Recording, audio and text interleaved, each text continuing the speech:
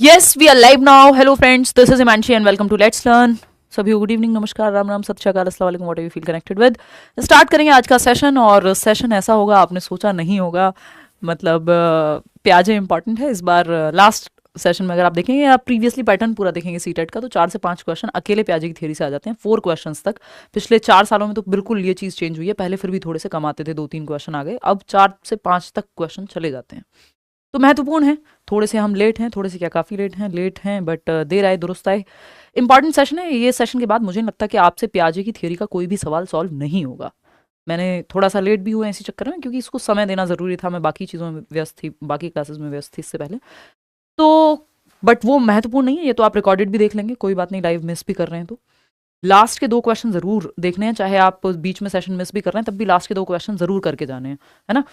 तो आसान हो मुश्किल हो, सारे सवाल आप सॉल्व कर पाएंगे, मैं ये बहुत ही कॉन्फिडेंस से कह सकती हूँ, क्योंकि मैंने वैरायटी ऑफ क्वेश्चंस को चेक किया है प्रॉपर। प्रीवियस ईयर भी जो ऑनलाइन के पेपर मुश्किल रहे हैं, नए क्वेश्चंस, पुराने क्वेश्चंस, सब मिक्स्ड है और बेहतरीन क्वालिटी क्वेश्चंस हैं, है ना। कुछ ही आसान क्वेश्चन डाले हैं या आसान भाषा वाले क्वेश्चन डाले हैं, बट वो बहुत लिमिटेड हैं, 2-3 में भी। क्योंकि उतना फिर वो वैसे ही आते हैं, ठीक है ना। तो आपको चिंता नहीं करनी। अगर ये वाला एक सेशन आप प्याजे के लिए देख करके जा रहे हैं, आपसे क्वेश्चंस निकल रहे हैं, आपके कॉन्सेप्ट्स क्लियर होंगे, मैं प्रॉपर डिस्कशन के साथ बात करूंगी। ऐसा नहीं है कि सिर्फ क्वेश्चन सॉल्व कर रहे होंगे आप, तो आपकी प्रॉब्लम खत्म हो जाएगी, ठीक है ना। चलिए भाई, सभी को गुड इवनिंग। बहुत ही बढ़िया, करें शुरुआत आज की। फिर आपकी सैटरडे संडे छुट्टी है। आउट ऑफ 30 क्वेश्चंस कितने आपके ठीक होंगे वो भी आप बताएंगे, लेकिन आपके बहुत सारे डाउट क्लियर होंगे। कई लोग बहुत बार प्याजे पढ़ लेते हैं, 50 जगह से प्याजे पढ़ लेते हैं, हमारे भी नोट्स पढ़ लेते हैं, फिर भी उनको रहता है कुछ तो रह गया है कि ये ऐसे पूछेगा तो इसमें क्या हो जाएगा। तो वो जो कुछ वाली जो टीस है ना आपकी, वो खत्म की जाएगी। वो एकदम मुझे पता है कि कहाँ दर्द कहाँ होता है, नब्ज पता है मुझे कि आपको दिक्कत कहाँ आ सकती है। प्याजे के बहुत सेशंस आपने देखे होंगे इससे पहले, बट आज का डिस्कशन अहम रहने वाला है और पूरा कंप्लीट डिस्कशन देखिएगा। प्याजे क्वेश्चन नहीं होंगे गलत, ना डीट प्लस में होंगे कल को मुश्किल क्वेश्चन, आसान क्वेश्चन, ना कल को केंद्रीय विद्यालय में वापस से पेडागोजी आ जाए उसमें भी नहीं होंगे। सीटेट में तो भूल ही जाओगे, गलत होने वाले हैं। चलिए, ये लाइक शेयर सब्सक्राइब आप कर दीजिएगा, वो आपकी इच्छा है और आप कर भी देंगे, करते ही हैं। पीडीएफ आपको पेंडिंग पीडीएफ काफ़ी सारी हो गई हैं, तो मुझे अभी याद आया, राहुल लिख लो यार, ये 2-3 काम मेरे से प्लीज़ करा लेना। एक तो डीट प्लस भी सेमिनार का वीडियो, और एक ये पीडीएफ शेयर करना है, और एक और कोई काम था जो मुझे याद आ रहा था, अब मैं भूल चुकी हूँ। एनीवे, ये मिलेंगी कहाँ पीडीएफ? तो टेलीग्राम चैनल पे या लेट्स लर्न की ऐप पे भी हम डलवा देंगे, ठीक है। अभी भी किसी को लगता है कि कोर्स लेके सिर्फ नोट्स पढ़ लेंगे, की नोट्स पढ़ लेंगे एनसीईआरटी के, एसएसटी वगैरह के, तो आप करियर वाला ऐप डाउनलोड करके वहाँ एनरोल कर सकते हैं। सिंपल सी बात है, सीटेट के बैच में या अदर बैचेस में भी, if you are preparing for any other exam, all the best. कल जिनका भी केंद्रीय विद्यालय का एग्जाम है या परसों जिनका भी केंद्रीय विद्यालय का एग्जाम है, अपनी तरफ से बेस्ट दे करके आइएगा। चलिए, क्वेश्चन नंबर 1 पे आते हैं, समझते हैं कहानी क्या है। मैंने नए क्वेश्चंस, नए एज इन जो रिसेंटली भी पूछे गए हैं, जिस तरह से पूछे गए हैं, उनको भी इंक्लूड किया है। अब आप आंखें बंद करके बस 30 सवाल सॉल्व कर लीजिए। ये 30 सवाल सॉल्व करने में मैं जो भी छोटा डाउट होगा वो आपका क्लियर कर दूंगी। जैकेट बहुत अच्छा है, थैंक यू सो मच, 2 दिन से यही पहन रही हूँ। एनीवे, आइए मुद्दे की बात कर लेते हैं, कुछ नहीं रखा है इन बातों में। अकॉर्डिंग टू जीन पियाजे, when children cannot handle new experience within their existing cognitive structures, यानी पियाजे के अनुसार जब बच्चे नए अनुभवों को अपने एग्जिस्टिंग कॉग्निटिव स्ट्रक्चर्स में, कॉग्निटिव स्ट्रक्चर्स को क्या कहते हैं? स्कीमा कहते हैं, ठीक है ना। जो उनके वर्तमान या मौजूदा संज्ञानात्मक संरचनाएं हैं, यानी दिमाग में जो फीडेड स्कीम्स हैं, कॉग्निटिव स्ट्रक्चर्स हैं, मानसिक संरचनाएं हैं। भाई दिमाग में इंफॉर्मेशन फीडेड है ना, जैसे फोन में होती है। तो कोई चीज आपने देखी और आपके पास जो एग्जिस्टिंग मेमोरी कार्ड है, जो आपके पास स्टोर्ड इंफॉर्मेशन है, जो आपके सॉफ्टवेयर में फीडेड है, उससे मैच ही नहीं हो रहा, फिट ही नहीं कर पा रहे हो आप उसको। एक तो बात ये हो गई। तो क्या होगा? सिंपल सी बात है, डिसइक्विलिब्रियम होगा। दे एक्सपीरियंस डैश, तो क्या एक्सपीरियंस करेंगे? डिसइक्विलिब्रियम एक्सपीरियंस करेंगे, डिसोनेंस नहीं करेंगे। डिसोनेंस और डिसइक्विलिब्रियम में बहुत छोटा सा अंतर यहां पे हम डिस्कस करेंगे कि डिसोनेंस क्यों नहीं होगा। एक तो आप प्याजे की थ्योरी मैं और आप पढ़ते हैं तो हम डिसोनेंस वर्ड का यूज नहीं करते, बट डिसोनेंस शब्द जो है काफी पॉपुलर शब्द है साइकोलॉजी का, मनोविज्ञान का। कॉग्निटिव डिसोनेंस जनरली हम यूज करते हैं। डिसोनेंस का मतलब है कॉन्फ्लिक्ट। अब आप कहेंगे क्यों नहीं होगा भाई डिसोनेंस? क्योंकि आपने रट्टे लगाए हुए हैं प्याजे के। अगर आपके मन में एक बार को आना चाहिए था ना कि डिसोनेंस क्यों नहीं होगा, डिसोनेंस भी हो सकता है। डिसोनेंस इसलिए नहीं होगा यहां पे क्योंकि एक तो डिसइक्विलिब्रियम शब्द ऑलरेडी यूज किया हुआ है, जो कीवर्ड है प्याजे की थ्योरी में। डिसोनेंस मिलता जुलता सा शब्द है, बट जो एक मामूली सा अंतर है वो ये है कि डिसोनेंस में कॉन्फ्लिक्टिंग थॉट्स होते हैं, कॉन्फ्लिक्टिंग बिलीफ्स होते हैं कि मैं तो चाहता हूं एनवायरमेंट बचाना है, मैं तो एनिमल लवर हूं, बट मुझे तो नॉनवेज भी खाता हूं मैं, तो मतलब मैं अपनी बात नहीं कर रही हूं, मैं नहीं खाती हूं। तो ये दोनों कॉन्फ्लिक्टिंग थॉट्स हैं कि एक तरफ आप कह रहे हैं मुझे एनवायरमेंट बचाना है और आप दुनिया भर की इलेक्ट्रिसिटी वेस्ट कर रहे हैं, आपके घर में 15 गाड़ियां हैं, और फिर आप कह रहे हैं मैं एनवायरमेंट बचाना चाहता हूं, बहुत ही एनवायरमेंट का प्रेमी हूं मैं तो, है ना। तो ये डिसोनेंस है, कॉग्निटिव डिसोनेंस, कॉन्फ्लिक्ट है, जो आपके बिलीव्स हैं और जो आपके एक्शन से मैच नहीं कर रहे हैं, प्रॉब्लम क्रिएट हो रही है। डिसइक्विलिब्रियम में जो आपके दिमाग में फीडेड इंफॉर्मेशन है और जो आप बाहर दुनिया में देख रहे हैं वो बैलेंस में नहीं है, ये मुख्य अंतर है। भाई मेरे दिमाग में इसको 10 कहते थे और किसी ने कहा इसको पेन कहते हैं, तो ये डिसइक्विलिब्रियम हो गया, क्योंकि मेरी इंफॉर्मेशन जो फीडेड थी, मेरे फोन में जो नंबर सेव्ड था, मैंने मीना का नंबर सेव किया था और मैं टीना का नंबर ढूंढ रही हूं, मिलेगा नहीं, डिसइक्विलिब्रियम होगा क्योंकि सेव्ड ही नहीं है, ठीक है ना। तो अगर हम देखें, दे डिसोनेंस कॉन्फ्लिक्ट है कि दो मीना मिल गए, अब क्या करें। They experience dash and resort to dash. देखिए डिसोनेंस हम पियाजी थ्योरी में पढ़ते नहीं है, और मैंने आपको बता दिया, दो कॉन्फ्लिक्टिंग, दो विरुद्धाभासी विचार एक साथ अगर एग्जिस्ट करते हैं वो है डिसोनेंस। तो डिसोनेंस का यहां कोई स्पेस है नहीं पियाजी की थ्योरी में, और हमारे पास बेहतर शब्द मौजूद भी है इससे ज्यादा, ठीक। तो डिसइक्विलिब्रियम का आपको अनुभव होगा, और रिजॉर्ट टू क्या करना पड़ेगा, अडेप्ट करना पड़ेगा। अगर डिसइक्विलिब्रियम होगा तो इंटरनलाइज से काम नहीं चलेगा, ये यहां तक ठीक था, बट ये इंटरनलाइज वर्ड सही नहीं है। तो डिसइक्विलिब्रियम का एहसास होगा जब आपके दिमाग में जो फीडेड इंफॉर्मेशन है वो मैच नहीं कर रही है बाहर की दुनिया से, बैलेंस में नहीं है, असंतुलन की स्थिति पैदा होगी और आपको अनुकूलन या अडेप्ट करना पड़ेगा, है ना। आप टी शर्ट पहन के घूम रहे हैं, जो ये मैंने अंदर टी शर्ट पहनी हुई है, अगर मैं ये घूमूंगी दिल्ली की सर्दी में 9 डिग्री टेम्परेचर में, जनवरी में पहन करके, जनवरी में मैं अगर सिर्फ ये टी शर्ट पहन के घूमूंगी, अचानक से मैं कहीं से आई और मैं ये टी शर्ट पहन के घूम रही हूं, देखा 9 डिग्री टेम्परेचर है, कांपना शुरू हो गया। अब क्या करना पड़ेगा, अडेप्ट करने के लिए जैकेट का प्रयोग करना पड़ेगा, ठीक है ना। मैंने सोचा, मैंने देखा फोन में कहीं कि 20 डिग्री या 25 डिग्री 30 डिग्री टेम्परेचर है जी फलानी जगह, वहां गई निकला 9 डिग्री, तो अडेप्ट करना पड़ेगा ना, डिसइक्विलिब्रियम हो गया। जो दिमाग में और जो बाहर है वो मैच नहीं कर रहा। ये हीटर बंद कर दो, बहुत गर्मी लग रही है मुझे ऑलरेडी, ठीक। तो अगर हम देखें यहां, तो डिसइक्विलिब्रियम कब होगा, जब आपकी एग्जिस्टिंग कॉग्निटिव स्ट्रक्चर में चीज फिट नहीं हो पा रही है। Children can not handle new experience with in their existing cognitive structures.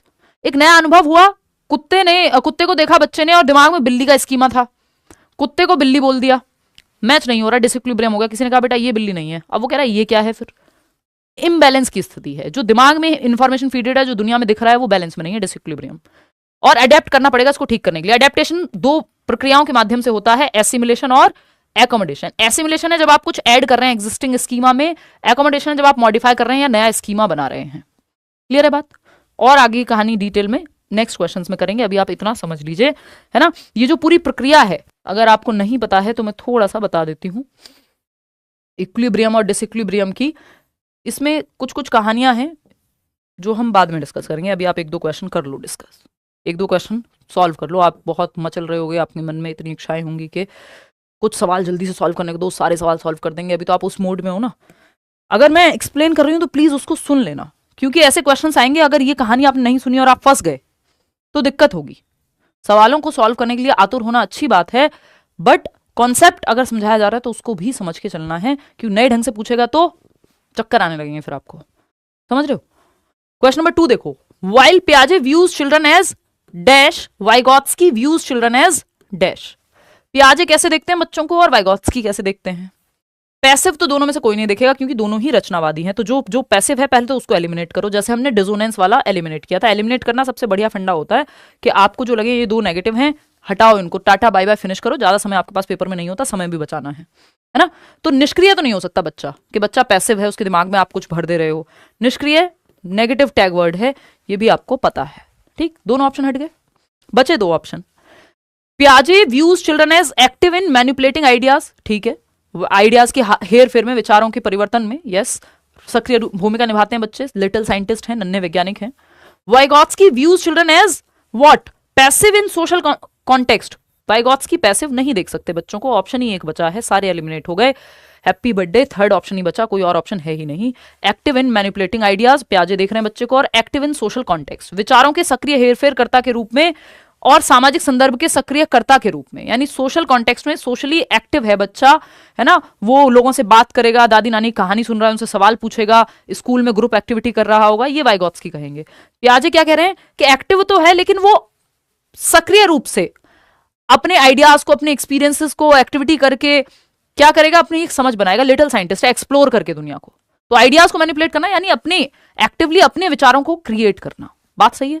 Third option. आगे बढ़ेंगे, 2-4 क्वेश्चन कर लो, फिर और डिटेल में धीरे धीरे जाते जाएंगे ताकि आपके मन से भड़ास निकले कि हाँ भाई सवाल तो हो रहे हैं मुझसे। विच of the following factor is not, धीरे धीरे मैंने सिंपल टू कॉम्प्लेक्स में ही लगाए हैं, धीरे धीरे मुश्किल होते जाएंगे सवाल। 30वें क्वेश्चन तक आते आते third question, which of the following factor is not proposed by Jean पियाजे as affecting change in cognition. संज्ञान यानी दिमाग के विकास, सोचने समझने की शक्ति को हम संज्ञान कह रहे हैं, सोचना समझना चीजों को जानना, आपके दिमाग के विकास को। इंटेलेक्चुअल डेवलपमेंट की स्टेजेस दी हैं पियाजे ने, ये भी कहा जाता है बौद्धिक विकास, मेंटल डेवलपमेंट या कॉग्निटिव डेवलपमेंट, जिसमें दिमाग से संबंधित जितनी भी प्रक्रियाएं हैं वो आती हैं। पियाजे और वाइगोत्स्की ने दोनों ने ही कॉग्निटिव डेवलपमेंट की बात की है। PCSE जो 4 प्रकार हैं मुख्य विकास के, डेवलपमेंट के, जिसमें जो कॉग्निटिव है, फिजिकल, कॉग्निटिव, सोशल, इमोशनल, शारीरिक विकास, संज्ञानात्मक विकास, सामाजिक और सामवेगिक विकास। तो ये जो संज्ञानात्मक विकास है इसकी थियरी पियाजे और वाइगोत्स्की ने दी है। ठीक, संज्ञानात्मक विकास में होता क्या है, आपके जो भी काम दिमाग से होते हैं, thinking, reasoning, problem solving, memory, perception, decision making, imagination, ये सारी चीजें जो भी काम आप दिमाग से करते हैं वो कॉग्निशन यानी कॉग्निटिव डेवलपमेंट में आते हैं। तो कैसे बच्चे का दिमागी विकास होता है इसकी बात इन्होंने 4 स्टेजेस में की है और 4 एक्टिविटी की बात की है। कितने लोग हैं जो फोर्थ ऑप्शन कह रहे हैं? 73% लोग, बिल्कुल सही है ना। कल्चरल टूल्स की बात वाइगोत्स्की करते हैं ना कि पियाजे। कल्चरल टूल्स की बात वाइगोत्स्की करते हैं ना कि पियाजे। Which of the following factor is not proposed by Jean पियाजे as affecting change in cognition. कौन सा कारक जीन पियाजे ने नहीं दिया है? नॉट लिखा हुआ है, ध्यान से देखिएगा। नॉट वाले क्वेश्चंस आसान होते हैं बट हम जल्दीबाजी में गलत कर देते हैं कई बार, है ना। सांस्कृतिक उपकरण की बात उन्होंने नहीं की है क्योंकि सोसाइटी, कल्चर और लैंग्वेज की बात वाइगोत्स्की करते हैं। शॉर्ट ट्रिक है, सिंपल। पियाजे की अगर आप बात करेंगे तो ये 4 फैक्टर हैं, इन्होंने फैक्टर भी 4 दिए हैं और स्टेजेस भी 4 दी हैं। जो संज्ञानात्मक विकास के चरण हैं SPCF, वो स्टेजेस हैं। 2 चीजों का ध्यान रखना है हमको कि स्टेजेस ऑफ डेवलपमेंट की जब हम बात कर रहे हैं पियाजे के अकॉर्डिंग तो चरण अलग हैं, फैक्टर्स अलग हैं, है ना। मुझे समझा लेने दो शुरुआत में, ये मत कहना ये तो पता है, जिनको पता है उनको पता है, जो नए हैं एक बार समझते रहेंगे साथ साथ। स्टेजेस और दूसरा क्या है अपना फैक्टर्स, तत्व जिसको हम कहते हैं। तो 4 फैक्टर्स हैं और 4 ही स्टेजेस हैं, चरण और कारक। चरण डिफरेंट हैं, कारक डिफरेंट हैं। इतनी बात क्लियर है? आप कहेंगे क्लियर है, नहीं है तो कर देंगे। SPCF स्टेजेस हैं 4, ठीक है जी। कारक क्या है? MESE, शॉर्ट ट्रिक है, सिंपल, जन्मों से डिस्कस करते आ रहे हैं हम, है ना। अब आप कहेंगे जन्मों से कैसे करते आ रहे हैं, मान लो आप कह रहे हैं तो ठीक। SPCF सेंसरी मोटर, संवेदी परक अवस्था, जन्म से 2 वर्ष, प्री ऑपरेशनल 2 से 7 वर्ष, पूर्व संक्रियात्मक अवस्था कहते हैं। कॉन्क्रीट ऑपरेशनल 7 से 11 वर्ष, मूर्त संक्रियात्मक अवस्था कहते हैं। 11 एंड अबव फॉर्मल ऑपरेशनल, औपचारिक संक्रियात्मक। ये 4 अवस्थाएं। सीक्वेंस पूछ लेता है, नाम पूछ लेता है, उसमें भी गलती करके आ जाते हैं कई लोग ओवर एक्साइटेड होके। आसान क्वेश्चन में ओवर एक्साइटमेंट में आप लोग गलती करते हैं, ये ध्यान रखिएगा बात। और सारे क्वेश्चन मुश्किल नहीं आते हैं, ये भी ध्यान रखिएगा बात। MESE मैचुरेशन यानी परिपक्वता एक फैक्टर है, यानी आपकी जेनेटिक्स या आपकी हेरिडिटी जो है पियाजे के अकॉर्डिंग महत्वपूर्ण भूमिका निभाती है आपके संज्ञानात्मक विकास में। मैचुरेशन जो कि हाईली रिलेटेड टू हेरिडिटी है, यानी हम कहेंगे परिपक्वता। दूसरा है एक्सपीरियंस, जिसको एक्टिविटी भी कह सकते हैं। ये आता है क्वेश्चन, कई बार आया हुआ है कि अलग अलग शब्द बदल के ये 4 फैक्टर में से एक फैक्टर पूछ लेगा कौन सा है या कौन सा नहीं है। जैसे इस बार नॉट दिया हुआ था तो आपने फटाक से पहचान लिया, होता कौन सा उसमें बड़ी कंफ्यूजन होती है। अभी आएगा एक क्वेश्चन वो भी। सोशल एक्सपीरियंस, भाई पियाजे ने पूरी तरह से सामाजिक इंटरेक्शन को उतना महत्व नहीं दिया जितना वाइगोत्स्की ने दिया है, बट इन्होंने भी काउंट किया है सोशल इंटरेक्शन को।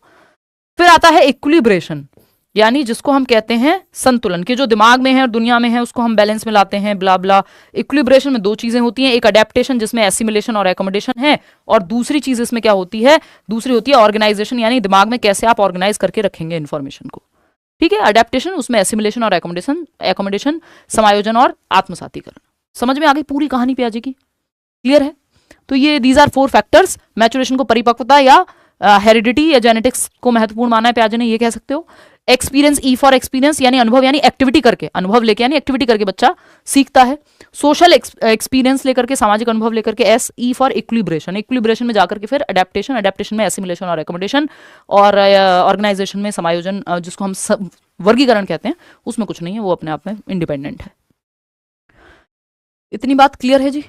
चलिए खैर, तो ये कहानी है। तो इक्विलिब्रेशन यहाँ पे यस, MESE में देख लो तो E for experience yes, E for equilibration, yes. Experience को एक्टिविटी भी कह सकते हैं। बायोलॉजिकल मैचुरेशन, ये मैचुरेशन बायोलॉजिकल ही होता है, ये बस कहानी इन्होंने ऐसी लिख दी है, मैचुरेशन का मतलब ही बायोलॉजिकल है, क्योंकि maturation highly related to heredity, आपके दांतों के निकलने में आपका कोई रोल नहीं है, वो बायोलॉजिकली मैच्योर होना है ना। या प्यूबर्टी हिट होना लड़कों में, लड़कियों में मेंस्ट्रुएशन साइकिल का शुरू होना, पीरियड्स का शुरू होना, लड़कों में दाढ़ी मूंछ आना, ये बायोलॉजिकल मैचुरेशन है। आपका और मेरा इसमें कुछ हमने खुद से नहीं किया है, ठीक। तो ये बायोलॉजिकल मैचुरेशन बायोलॉजिकल ही होता है, हाईली रिलेटेड टू हेरिडिटी ही होता है, ठीक। यहां पे कई बार क्या दे देगा, ऑप्शन दे देगा, यहां पे मान लो लैंग्वेज दिया होता तो आप लैंग्वेज लगा देते, क्योंकि लैंग्वेज इन 4 फैक्टर्स में नहीं आता। प्याजे ने उतना महत्व लैंग्वेज को नहीं दिया या ईगोसेंट्रिक स्पीच को नहीं दिया, इस बार का आया हुआ क्वेश्चन है ना। ये पहले भी आ चुका है, बस भाषा बदलती है, समझ रहे हो। रिपीट होते हैं क्वेश्चन भरपूर, बस थोड़ा थोड़ा कान मरोड़ते रहेंगे, मतलब समझ रहे हो ना, यहां से ना पकड़ के यहां से पकड़ लेंगे, थोड़े से बात को बदलेंगे और क्वेश्चन पूछ लेंगे।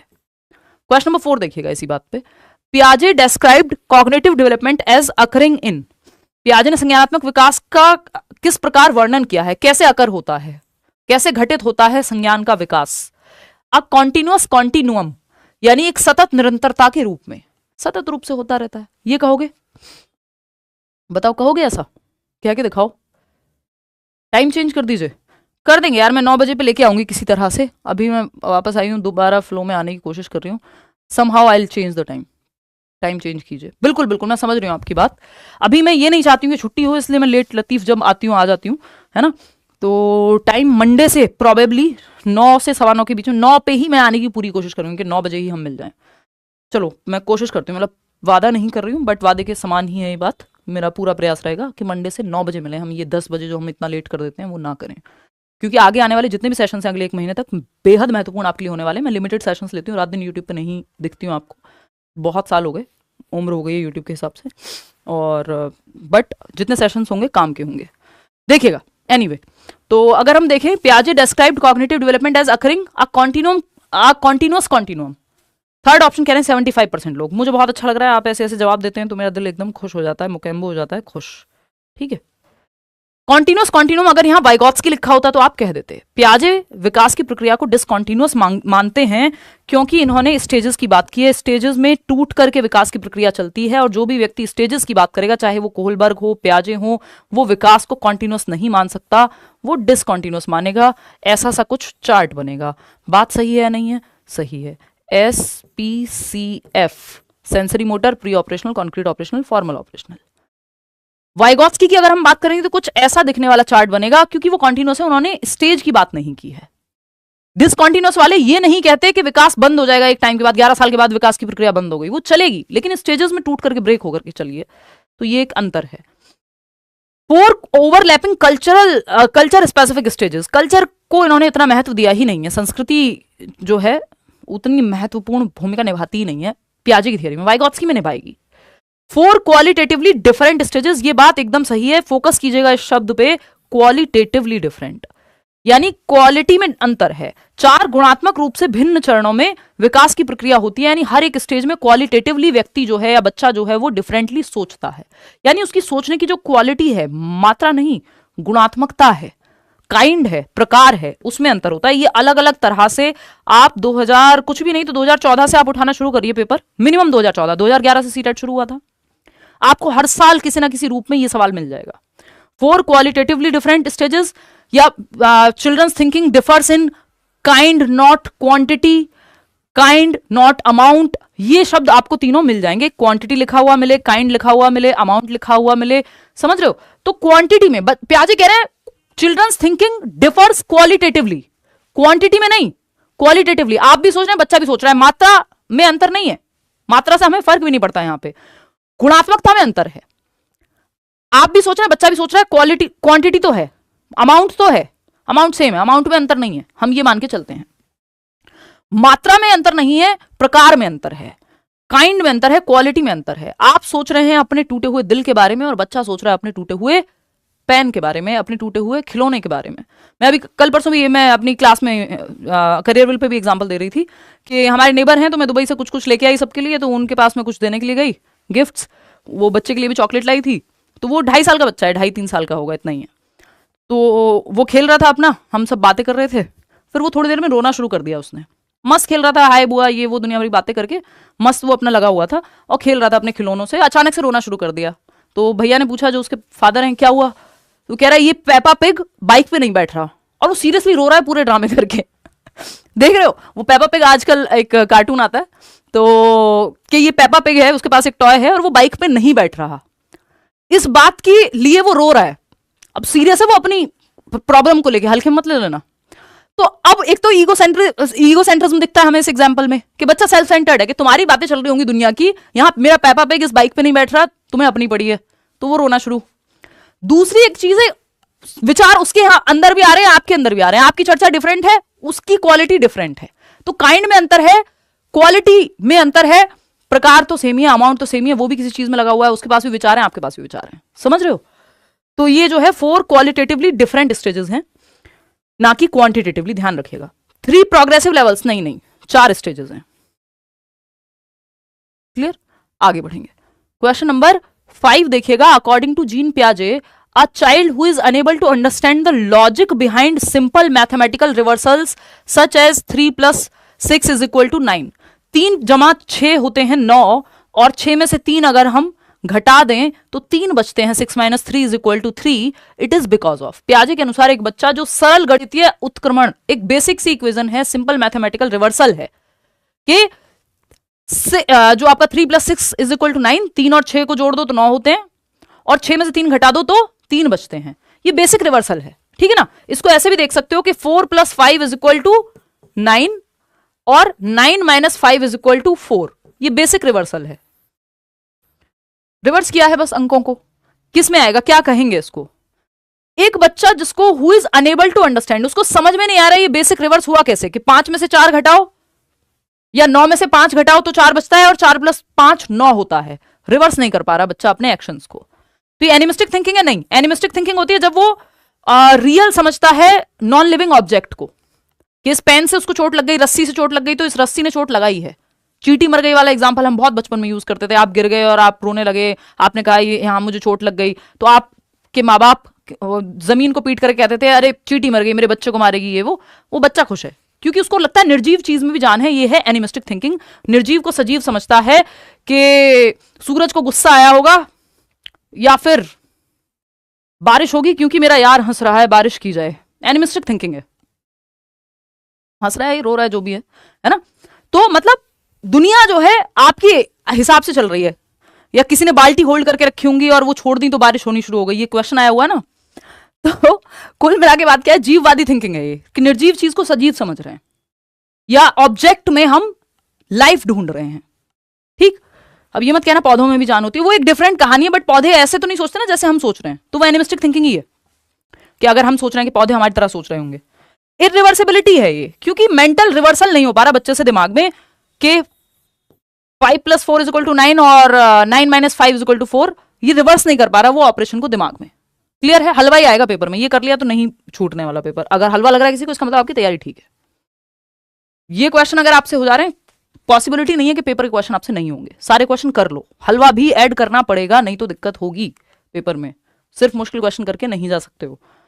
कॉन्सेप्ट पे फोकस करो, कॉन्सेप्ट भी समझाया जा रहा है। ईगो सेंट्रिज्म ये इसलिए नहीं है क्योंकि बच्चा खुद को सेंटर नहीं समझ रहा दुनिया का, दूसरे के पर्सपेक्टिव को ना समझ पाना यहां इशू नहीं है, वो किसी सिचुएशन के एक ही पहलू पे नहीं अटका हुआ है, सेंट्रेशन नहीं है, ये रिवर्स करने में दिक्कत है, एक ही डायरेक्शन में सोच रहा है। परसेप्चुअल सेंट्रेशन ये नहीं है, क्यों? क्योंकि परसेप्चुअल सेंट्रेशन में आप किसी एक पहलू पे सोचते हैं, दूसरा पहलू नहीं सोच पाते, यहां रिवर्स करने में दिक्कत है। यहां पे सिर्फ आप फॉरवर्ड थिंकिंग करते हैं, रिवर्सिबिलिटी की जब दिक्कत होती है तो, कि बस आगे ही सोच पा रहे हैं, पीछे नहीं रिवर्स कर पा रहे हैं। तो ऐसा तो नहीं है ना कि उसे 4 plus 5 में दिक्कत आ रही थी, वहां ठीक था, लेकिन जैसे रिवर्स करना हुआ तो दिक्कत आई। इतनी बात क्लियर है? तो ये इरिवर्सिबिलिटी का उदाहरण है। और कब होती है रिवर्सिबल थिंकिंग? 2 से 7 वर्ष प्री ऑपरेशनल स्टेज में। ईगोसेंट्रिक कब होता है? ये भी 2 से 7 वर्ष में ही होता है बच्चा। अच्छा, एक क्वेश्चन मैं आपको ऐसे ही दे देती हूँ, ऐसे ही पूछ लेती हूँ कि बच्चा है, 1 मिनट रुकना, या कोई बात नहीं, चलने दो पोल। बच्चा है, कौन सी स्टेज में पास्ट, प्रेजेंट और फ्यूचर की एक प्रॉपर समझ डेवलप हो जाएगी? पास्ट, प्रेजेंट और फ्यूचर की, पास्ट, प्रेजेंट एंड फ्यूचर की एक अच्छी खासी समझ विकसित हो जाएगी। किस स्टेज में? पहला ऑप्शन है आपके पास, ऑप्शन दे दो इनको, एक नया पोल दे दो। Sensory motor stage, sensory motor stage 0 to 2 years, concrete operational stage मूर्त संक्रियात्मक अवस्था 7 से 11 वर्ष, प्री ऑपरेशनल स्टेज पूर्व संक्रियात्मक अवस्था, प्री ऑपरेशनल स्टेज 11 कहाँ है मेरा, 2 से 7 वर्ष, और वो कॉन्क्रीट के बाद फॉर्मली आता है ना दिमाग में, और formal operational stage 11 and above. अब आप बताएंगे सही जवाब क्या होगा। पास्ट, प्रेजेंट एंड फ्यूचर की सही समझ विकसित हो जाती है बच्चे में। शब्द पे ध्यान दीजिएगा कि understanding of past, present and future is good. मैं ये शब्द यूज कर रही हूं कि एक ठीक ठाक अंडरस्टैंडिंग विकसित हो जा रही है। बताइए फटाफट। बहुत बढ़िया, सब अलग अलग जवाब दे रहे हैं। चलिए बहुत बढ़िया, मुझे सुकून है कि आप सही जवाब दे रहे हैं। मुझे लग रहा है कुछ दिन पहले करा दिया है ये आपको, तभी आप सही जवाब दे पा रहे हैं। हाँ, और अगर मैं अब इसका जवाब बदल दूं, अगर मैं लिख दूं पास्ट, प्रेजेंट एंड फ्यूचर की अंडरस्टैंडिंग बिगिंस या स्टार्ट्स टू बिगिन, ये लिख दूं तो दो, अब नया जवाब दो। इसी में शुरुआत कब हो जा रही है? अभी तो आप सही जवाब दे रहे हैं, बट मैं जवाब बोलूंगी नहीं क्योंकि फिर आपको सबको समझ में आ जाएगा। शुरू कब होती है? ये जो पास्ट, प्रेजेंट और फ्यूचर की, यानी बीता हुआ कल, आज का वर्तमान और आने वाला कल, इनकी शुरुआत समझने की इस चीज को प्री ऑपरेशनल स्टेज में होती है ना। जो बिगिंस वाली बात है तो ये प्री ऑपरेशनल में 4 साल के आसपास, और एक प्रॉपर अंडरस्टैंडिंग डेवलप हो जाएगी 7 साल के करीब। तो अगर ऐसे आए कि सिर्फ पास्ट, प्रेजेंट एंड फ्यूचर की समझ विकसित हो जाती है तो कॉन्क्रीट ऑपरेशनल, और ये क्वेश्चन कॉन्क्रीट ऑपरेशनल के कॉन्टेक्स्ट में ही आया हुआ है। लेकिन अगर पूछ ले कि बिगिन, शुरुआत कब हो रही है, तो प्री ऑपरेशनल 2 से 7 वर्ष। इतना आप ध्यान रखेंगे। समझ गए बात? कोई दिक्कत परेशानी? बिगिंस नहीं लिखा होता तो कॉन्क्रीट ऑपरेशनल सही था। ठीक है जी, चलिए खैर आगे बढ़ते हैं। यहां पे समझ लेते हैं 2 इंपॉर्टेंट कॉग्निटिव, क्वेश्चन नंबर 6 है 2 important cognitive development milestones of sensory motor stage of Piaget's theory of cognitive development are. 2 important milestone है सेंसरी मोटर स्टेज के, संवेदी परक अवस्था, संवेदी गामक अवस्था, या फिर इसको हम क्या कह देते हैं, जन्म से 2 वर्ष की अवस्था, इंद्रिय गामक अवस्था। सेंसेस प्लस मोटर एक्टिविटीज के माध्यम से बच्चा अपनी समझ बनाता है, यानी फिजिकल एक्टिविटी करके और अपने जो 5 सेंसेस हैं, देखना, सुनना, टच करना, है ना, और स्मेल करना, टेस्ट करना, ये 5 सेंसेस यानी चीजों को छू के। ये ऐसे भी पूछा जाता है कि कौन सी स्टेज है जिसमें बच्चा अपनी आंखों से, अपने कानों से, अपने हाथों से सोचता है, यानी अपने सेंसेस से सोचता है। Senses are teachers, sensory motor stage. ठीक, 75% लोग जो है सी ऑप्शन दे रहे हैं, जो कि हमें सही भी लग रहा है। देखिए एनिमिज्म जो है सिंपल, आपको पता है 2 से 7 वर्ष की अवस्था है, तो ये चेक करने की भी जरूरत नहीं है क्योंकि यहाँ पे जन्म से 2 वर्ष की बात हो रही है सेंसरी मोटर की। क्लासिफिकेशन भी 7 से 11 में आता है, CCS, क्लासिफिकेशन, कंजर्वेशन और ऑर्गेनाइजेशन या सीरिएशन। ऑब्जेक्ट परमानेंस, ये आपका इस स्टेज के एंड तक अचीव हो जाता है। ये एकमात्र स्टेज है जन्म से 2 वर्ष की जिसमें लैक ऑफ ऑब्जेक्ट परमानेंस भी है, वस्तु स्थायित्व की कमी भी है, और वस्तु स्थायित्व अचीव भी हो जाता है इसी उम्र में। बात सही है? वस्तु स्थायित्व और स्थगित अनुसरण या फिर डेफर्ड इमिटेशन, ये मैं हमेशा जब भी हम डिस्कस करते हैं सेंसरी मोटर स्टेज तो ये डिस्कस करते ही हैं। Reversibility of thought and hypothetico deductive reasoning, reversibility आ जा रही है 7 से 11 में, हाइपोथेटिको डिडक्टिव रीजनिंग आ रही है 11 to 15 या 11 एंड अबव में। तो ये दोनों ही अलग अलग स्टेज की बात हो गई। ठीक, सिर्फ थर्ड ऑप्शन ही सही है। ऑब्जेक्ट परमानेंस आप समझते हैं, ऑब्जेक्ट सामने नहीं है तब भी बच्चा उसको ढूंढेगा। आपने कोई ऑब्जेक्ट छिपा दिया, उसका टॉय छिपा दिया, वो उसको ढूंढेगा। इसका मतलब ऑब्जेक्ट परमानेंट हो गया दिमाग में, इस स्टेज के एंड तक आते आते हो जाता है। अगर शुरुआत की बात है, शुरू के 6 महीने की बात है, बच्चे की 8 महीने तक की भी बात है, तब भी बच्चा फिर वो ढूंढेगा नहीं, थोड़ी देर में भूल जाएगा कि आपने कोई खिलौना उससे लेके छिपा दिया। तो इसका मतलब ऑब्जेक्ट परमानेंट नहीं हुआ है। तो लैक ऑफ ऑब्जेक्ट परमानेंस भी इसी स्टेज में है, और आपका अचीवमेंट ऑफ ऑब्जेक्ट परमानेंस भी इसी स्टेज में है। बात सही है कि नहीं? मैं पढ़ तो रहा हूं बट पीवाईक्यू हार्ड जा रहे हैं।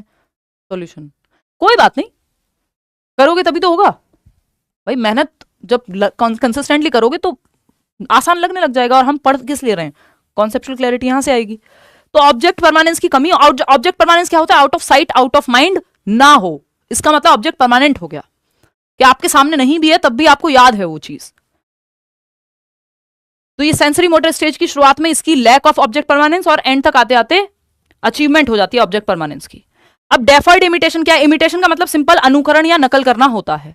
डेफर्ड का मतलब है डिलेड। ये भी सेंसरी मोटर स्टेज की ही एक विशेषता है कि अब वो सेम टाइम पे, रियल टाइम पे नहीं। जैसे ये लाइव चल रहा है, लाइव में बच्चे ने देखा मम्मी को लिपस्टिक लगाते हुए, काजल लगाते हुए, पापा को शेव करते हुए, तो उसने तब नहीं किया रिपीट, तब इमिटेट नहीं किया, डेफर करके, डिलेड। किसी दिन मम्मी पापा आए और बच्चे ने काजल लगाया हुआ है होठों पे और लिपस्टिक लगाई हुई है आंखों पे, सोचो, उसने डिलेड इमिटेशन, अनुकरण किया लेकिन रख करके दिमाग में, बाद में डेफर्ड, समझ रहे हो। चलिए खैर, मतलब क्वेश्चन नंबर 7 देखिएगा क्या कहता है ये। अकॉर्डिंग टू जीन पियाजे which of the following questions will be answered only by the children in formal operational stage. बहुत ही अमेजिंग क्वेश्चन, इसको हम हल्के में ले जाते हैं कई बार, इससे आपका बहुत बड़ा डाउट एक मैं क्लियर करूंगी अभी। औपचारिक संक्रियात्मक स्तर में कौन, सिर्फ औपचारिक संक्रियात्मक स्तर में कौन सा एक ऑप्शन है जो सॉल्व कर पाएगा बच्चा। औपचारिक संक्रियात्मक होती है 11+ years, 11 and above years, last stage है SPCF, F for formal operational. Abstract thinking आ गई, हाइपोथेटिको डिडक्टिव रीजनिंग आ गई। फटाफट बताओ यार, मैं हिंदी इंग्लिश जितना समय अभी बचा हुआ है और जितना मेरे पास है, हिंदी इंग्लिश की पेडागोजी पे सेशन ले पाऊंगी, CDP पे तो ऑफकोर्स मैं ले ही रही हूँ सेशंस। EVS और मैथमेटिक्स पे इस बार मैं सेशंस नहीं ले पाऊंगी, आप प्रीवियस सेशंस प्लीज देख लेना, क्योंकि कुछ बदला तो ऐसा सच है नहीं, समझ रहे हो। चलिए देखिएगा, 64% लोग सेकंड ऑप्शन कह रहे हैं। क्यों कह रहे हैं? क्योंकि कोई और उन्हें दिख नहीं रहा। अगर इसमें मैंने ऑप्शन चेंज कर दिया होता तो अभी रोने लग जाते। चलो फटाफट से समझते हैं।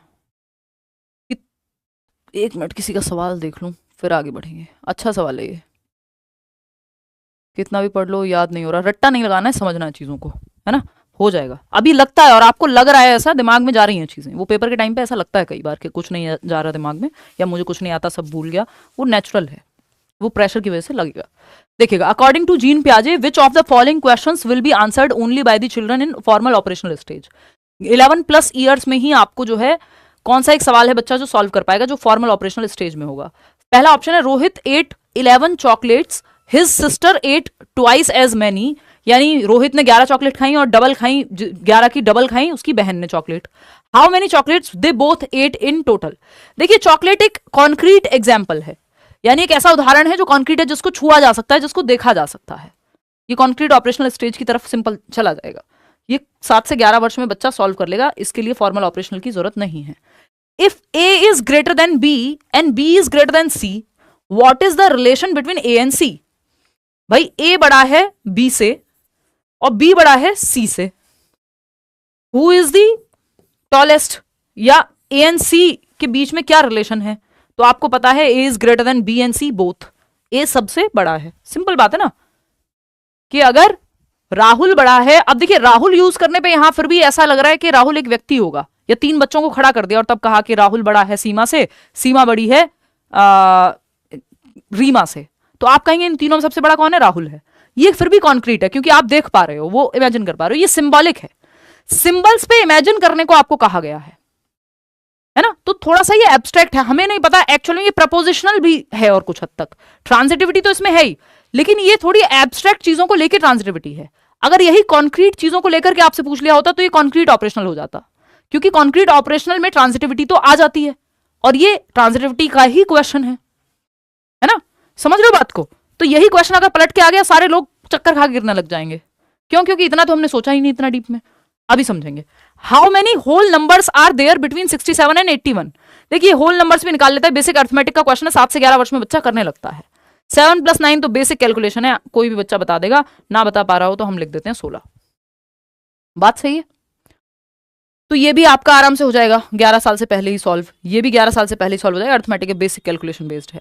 यहां पे बच्चे की एब्स्ट्रैक्ट थिंकिंग लगेगी, या प्रपोजिशनल थॉट, जो कि प्रपोजिशनल या रेशो और प्रपोर्शन वाले जो क्वेश्चंस होते हैं वो 11+ ईयर्स में बच्चा कर पाता है बेहतर तरीके से सॉल्व।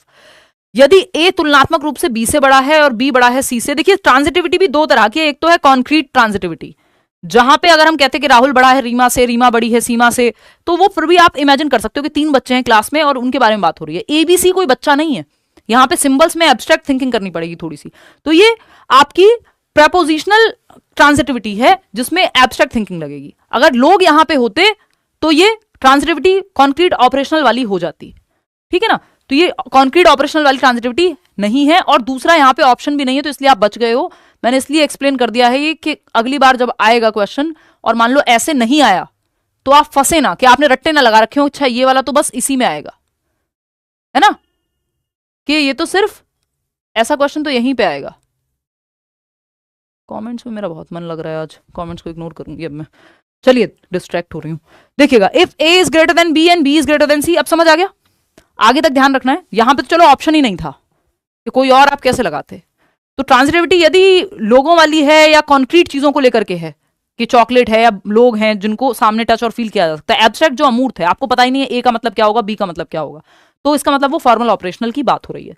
ये ऐसा नहीं कि कॉन्क्रीट ऑपरेशनल में यूज नहीं हो सकता, वो फिर अगर क्वेश्चन ऑप्शन में ही कुछ और ना बचे तो फिर आप उसके साथ इसको कॉन्क्रीट ऑपरेशनल में भी ले जा सकते हैं, क्योंकि ये आपका ट्रांजिटिविटी तो है ही, जो ट्रांजिटिविटी की शुरुआत कॉन्क्रीट ऑपरेशनल में ही हो जाती है। ठीक है, तो कई बार हमें ऑप्शन से खेलना होता है और कई बार आपके कॉन्सेप्ट्स भी साथ में क्लियर होने चाहिए। In the context of cognitive and language development, who said thought comes first then language, यानी थॉट से, विचार से लैंग्वेज आ रही है, पहले विचार आता है भाषा बाद में आती है। ये कौन कह रहा है? पहले विचार आता है बाद में भाषा आती है, बिल्कुल आप लोग सही जवाब दे रहे हैं। ये जीन प्याजे ही कहते हैं कि पहले विचार आएगा, और थॉट क्या है? कॉग्निशन का पार्ट है प्याजे के अकॉर्डिंग। ठीक, तो अगर हम देखें तो थॉट पहले आया, भाषा बाद में आई। भाई प्याजे कह रहे हैं जब बच्चों को बोलना नहीं आता जन्म से 2 वर्ष में कोई शब्द, लेकिन ये जब पेन मान लो 6 महीने में बच्चे को बोलना नहीं आता, या 8-10 महीने का बच्चा है, कोई चीज है जिसकी वोकैबुलरी उसको नहीं पता, भाषा नहीं है उसके पास, लेकिन वो किसी चीज को देख करके विचार तो फिर भी उसके मन में आ सकता है, तो थॉट से भाषा की ओर जाया जाता है, ऐसा प्याजे मानते हैं। वहीं वाइगॉत्स्की क्या कह रहे हैं? वाइगॉत्स्की कह रहे हैं थॉट और लैंग्वेज दोनों साथ साथ चलते हैं, एक समय के बाद ये मर्ज हो जाते हैं। ठीक है, तो ये पैरेलल चलते हैं, समानांतर, विचार भी और भाषा भी अपनी अपनी जगह पे चल रहे हैं, फिर बाद में जाके मर्ज होंगे। वो ये नहीं कह रहे हैं कि पहले लैंग्वेज आती है फिर भाषा आती है, उल्टा नहीं कह रहे हैं, ध्यान रखिएगा। ठीक है, तो बाकी किसी का तो यहाँ ऑप्शन बचता ही नहीं, तो जीन प्याजे इज द राइट आंसर। बस ये छोटा सा एक मुद्दा है जो क्लियर करना जरूरी है, क्योंकि सारे ही टॉपिक प्याजे से रिलेटेड मुझे टच करने हैं, नहीं तो कुछ भी रह जाएगा तो आप फंस जाएंगे पेपर में। One of the major accomplishments of concrete operational stage, मूर्त संक्रियात्मक अवस्था का मुख्य अचीवमेंट या उपलब्धि कौन सी है? एनिमिस्टिक थिंकिंग, ये तो 2 से 7 वर्ष प्री ऑपरेशनल स्टेज का है, कॉन्क्रीट का नहीं है, हट जाएगा ऑप्शन। एबिलिटी टू कंजर्व, हाँ। हाइपोथेटिको डिडक्टिव रीजनिंग 11+ ईयर्स, तो ये भी नहीं होगा। सेकेंडरी सर्कुलर रिएक्शंस, ये होते हैं आपके जन्म से 2 वर्ष में, स्पेशली शुरुआत के 1 साल के अंदर अंदर ये secondary circular reactions, primary circular reactions, tertiary circular reactions, ये मोटर एक्टिविटीज हैं एक तरह की, जो शुरुआत के 1 साल में जिनकी कहानी समाप्त हो जाती है। ठीक है, तो अगर मैं देखूं यहां एबिलिटी टू कंजर्व जो है, एबिलिटी टू कंजर्व, सुरक्षित करने की योग्यता नहीं है, इसको संरक्षण की योग्यता कहेंगे, संरक्षण की योग्यता कहेंगे, कंजर्वेशन की एबिलिटी, ये 7 से 11 वर्ष में होती है। संरक्षण की एबिलिटी क्या है कि साइज और शेप के बदलने पे भी वॉल्यूम सेम रहता है, यानी अगर 200 ml पानी है तो छोटी बॉटल में डालो, बड़ी बॉटल में डालो, बाल्टी में डालो, ट्रक में डालो, स्विमिंग पूल में डालो, 200 ml ही रहेगा। ये नहीं है कि बच्चा ये कहे कि जो लंबे दिखने वाली बॉटल है उसमें पानी ज्यादा होगा, छोटे या चौड़ी दिखने वाले में कम होगा। उसको पता है कि साइज और शेप चेंज हुआ है, ये 4 लड्डू हैं, चाहे इनको ऐसे फैला के रखो 5 लड्डू को, चाहे इनको एक साथ रख दो, ये 5 ही रहेंगे, ऐसा नहीं है कि यहां पे ज्यादा हो जाएंगे। ठीक है, तो शेप और साइज के बदलने से वॉल्यूम क्वांटिटी सेम रहती है, ये कंजर्वेशन है। 3 चीजें इस स्टेज में आती है, अभी हम सर्कुलर रिएक्शन भी समझेंगे। 3 चीजें 7 से 11 वर्ष में आती हैं। CCS आया हुआ क्वेश्चन है, पिछली बार भी पूछा है और कई बार पूछा जा चुका है। कंजर्वेशन, संरक्षण जिसको हम कह रहे हैं, क्लासिफिकेशन यानी ऑर्गेनाइजेशन भी कह सकते हो, कि चीजों को उनकी विशेषताओं के आधार पर बांटना, कि कोई ट्राइंगल है तो ट्राइंगल वाली चीजें एक तरफ, सर्कल वाली चीजें एक तरफ, उनके कैरेक्टरिस्टिक्स विशेषताओं के आधार पर चीजों को अलग अलग कैटेगरी में बांटना, कि भाई अलमारी में कपड़े जीन्स एक तरफ रखेंगे, शर्ट्स एक तरफ रखेंगे, सूट एक तरफ रखेंगे, साड़ी एक तरफ रखेंगे, क्लासिफिकेशन है। 7 से 11 में ये क्षमता आती है। ठीक है, और सीरिएशन, तो बेसिक सीरिएशन हो सकता है प्री ऑपरेशनल में ही आ जाए, लेकिन जो प्रॉपर सीरिएशन का अचीवमेंट है वो यहाँ है क्रमीकरण, कि लॉजिक के आधार पे आप चीजों को क्रम में बांटने लगते हैं, कि सबसे छोटा बच्चा आगे खड़ा होगा लाइन में, फिर सबसे बड़ी हाइट वाला पीछे तक, ऐसे असेंडिंग डिसेंडिंग ऑर्डर में जाएगा। तो ये 3 मुख्य लक्षण हैं 7 से 11 वर्ष कॉन्क्रीट ऑपरेशनल के जो आते हैं उसमें। बात सही है? चलिए खैर, अब ये सर्कुलर रिएक्शंस जन्म से 2 वर्ष में आ जाते हैं, इनको भी एक बार स्टडी कर लेते हैं। इसमें भी सेकेंडरी, प्राइमरी और टर्शियरी रिएक्शंस हैं। जैसे फॉर एग्जांपल आप ये देखते हैं, ये सेंसरी मोटर स्टेज की विशेषता है, ये जनरली पूछा नहीं जाता, बट यू नेवर नो, अब जब एक बार ऑप्शन दे दिया क्या पता कल को पूछ ले आपसे। ठीक है, तो अगर आप देखेंगे प्राइमरी सर्कुलर रिएक्शंस, यानी सर्कुलर का मतलब है यहाँ रेपिटेशन, तो प्राइमरी सर्कुलर रिएक्शन 1 से 4 महीने के बीच में बच्चे में आएगा। जो आप देखते हैं थंब सकिंग, बच्चा सेम चीज जिससे प्लेजर उसको डेराइव कर पा रहा है वो सेम चीज रिपीट करता है। तो अंगूठा चूसना, ये begin to repeat pleasurable actions. तो ये आप देख रहे हैं 1 से 4 महीने के अंदर, ठीक, जिसमें थंब सकिंग एक एग्जाम्पल है। फिर आता है आपका सेकेंडरी, पहले प्राइमरी आया फिर secondary. Secondary circular reactions, repetitive है ये सारे ही, क्योंकि सर्कुलर हमने वर्ड ही तब यूज किया है। 4 से 8 महीने में, जिसकी बात ऑप्शन में हुई थी। Intentionally repeat actions to trigger a response, उसको कोई खिलौना मिला या इस तरह की कोई खिलौना ही है ये भी, उसने ऐसे किया, गलती से हुआ और अब वो बजा पा रहा है उसको, अब देख रहे हैं इसमें तो आवाज आती है, तो अब वो बार बार रिपीट करता है इस चीज को। क्यों? क्योंकि उसको पता है इंटेंशनली कि इससे कोई रिएक्शन आ रहा है इस चीज से। तो ये 4 से 8 महीने में ये सेकेंडरी है। प्राइमरी वो था जो प्लेजरेबल चीजें हैं उनको रिपीट करता रहता है, जैसे थंब सकिंग। अब ट्रायल एंड एरर एक्सपेरिमेंट वो शुरू कर देगा एक तरह का टर्शियरी सर्कुलर रिएक्शन में 1 से 1.5 साल में। बॉटल गलती से गिरी, अब वो बार बार करके देखेगा कि देखता हूं इससे होता क्या है। ट्रायल एंड एरर है एक तरह का। तो ये 3 तरह के सर्कुलर रिएक्शन है, 1 से 4 महीने में प्राइमरी, 4 से 8 महीने में सेकेंडरी, और टर्शियरी है 12 से 18 महीने में। सेंसरी मोटर स्टेज के ही अंदर ये तीनों आएंगे। आते हैं क्वेश्चन नंबर 10 पे, देखिएगा, सही जवाब ढूंढिएगा फटाफट से, जल्दी से जवाब दीजिएगा, ज़्यादा समय अपने पास है नहीं, लेट तो हम ऑलरेडी है ही, आपको पता ही है, कई लोग कल दिन में करेंगे ये सवाल सॉल्व। देखिएगा, अगर हम देखें अ class of would be teachers, यानी टीचर ट्रेनीज हैं जो अपना BLED BTC DLED कर रहे हैं या B.Ed कर रहे हैं for that matter. A class of would be teachers were asked to write one critique of Piaget's theory. Paper 1 paper 2 दोनों ही लोग इसको प्रॉपरली देखेंगे, ये कोई अलग नहीं है, पियाजे की थियरी सबके लिए सेम है।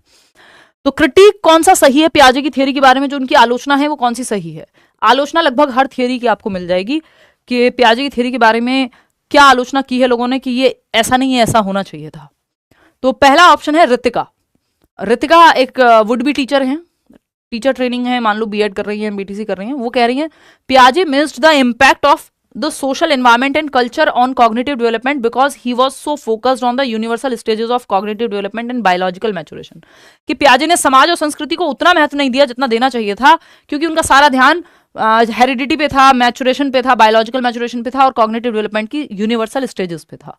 यूनिवर्सल स्टेज का मतलब होता है दुनिया में जो एक ही जैसी है स्टेज। ऐसा नहीं है अमेरिका में पियाजे की स्टेज अलग होंगी और इंडिया में अलग होंगी, सारी दुनिया में सेम होंगी, यानी यूनिवर्सल है। ये बात तो सही है।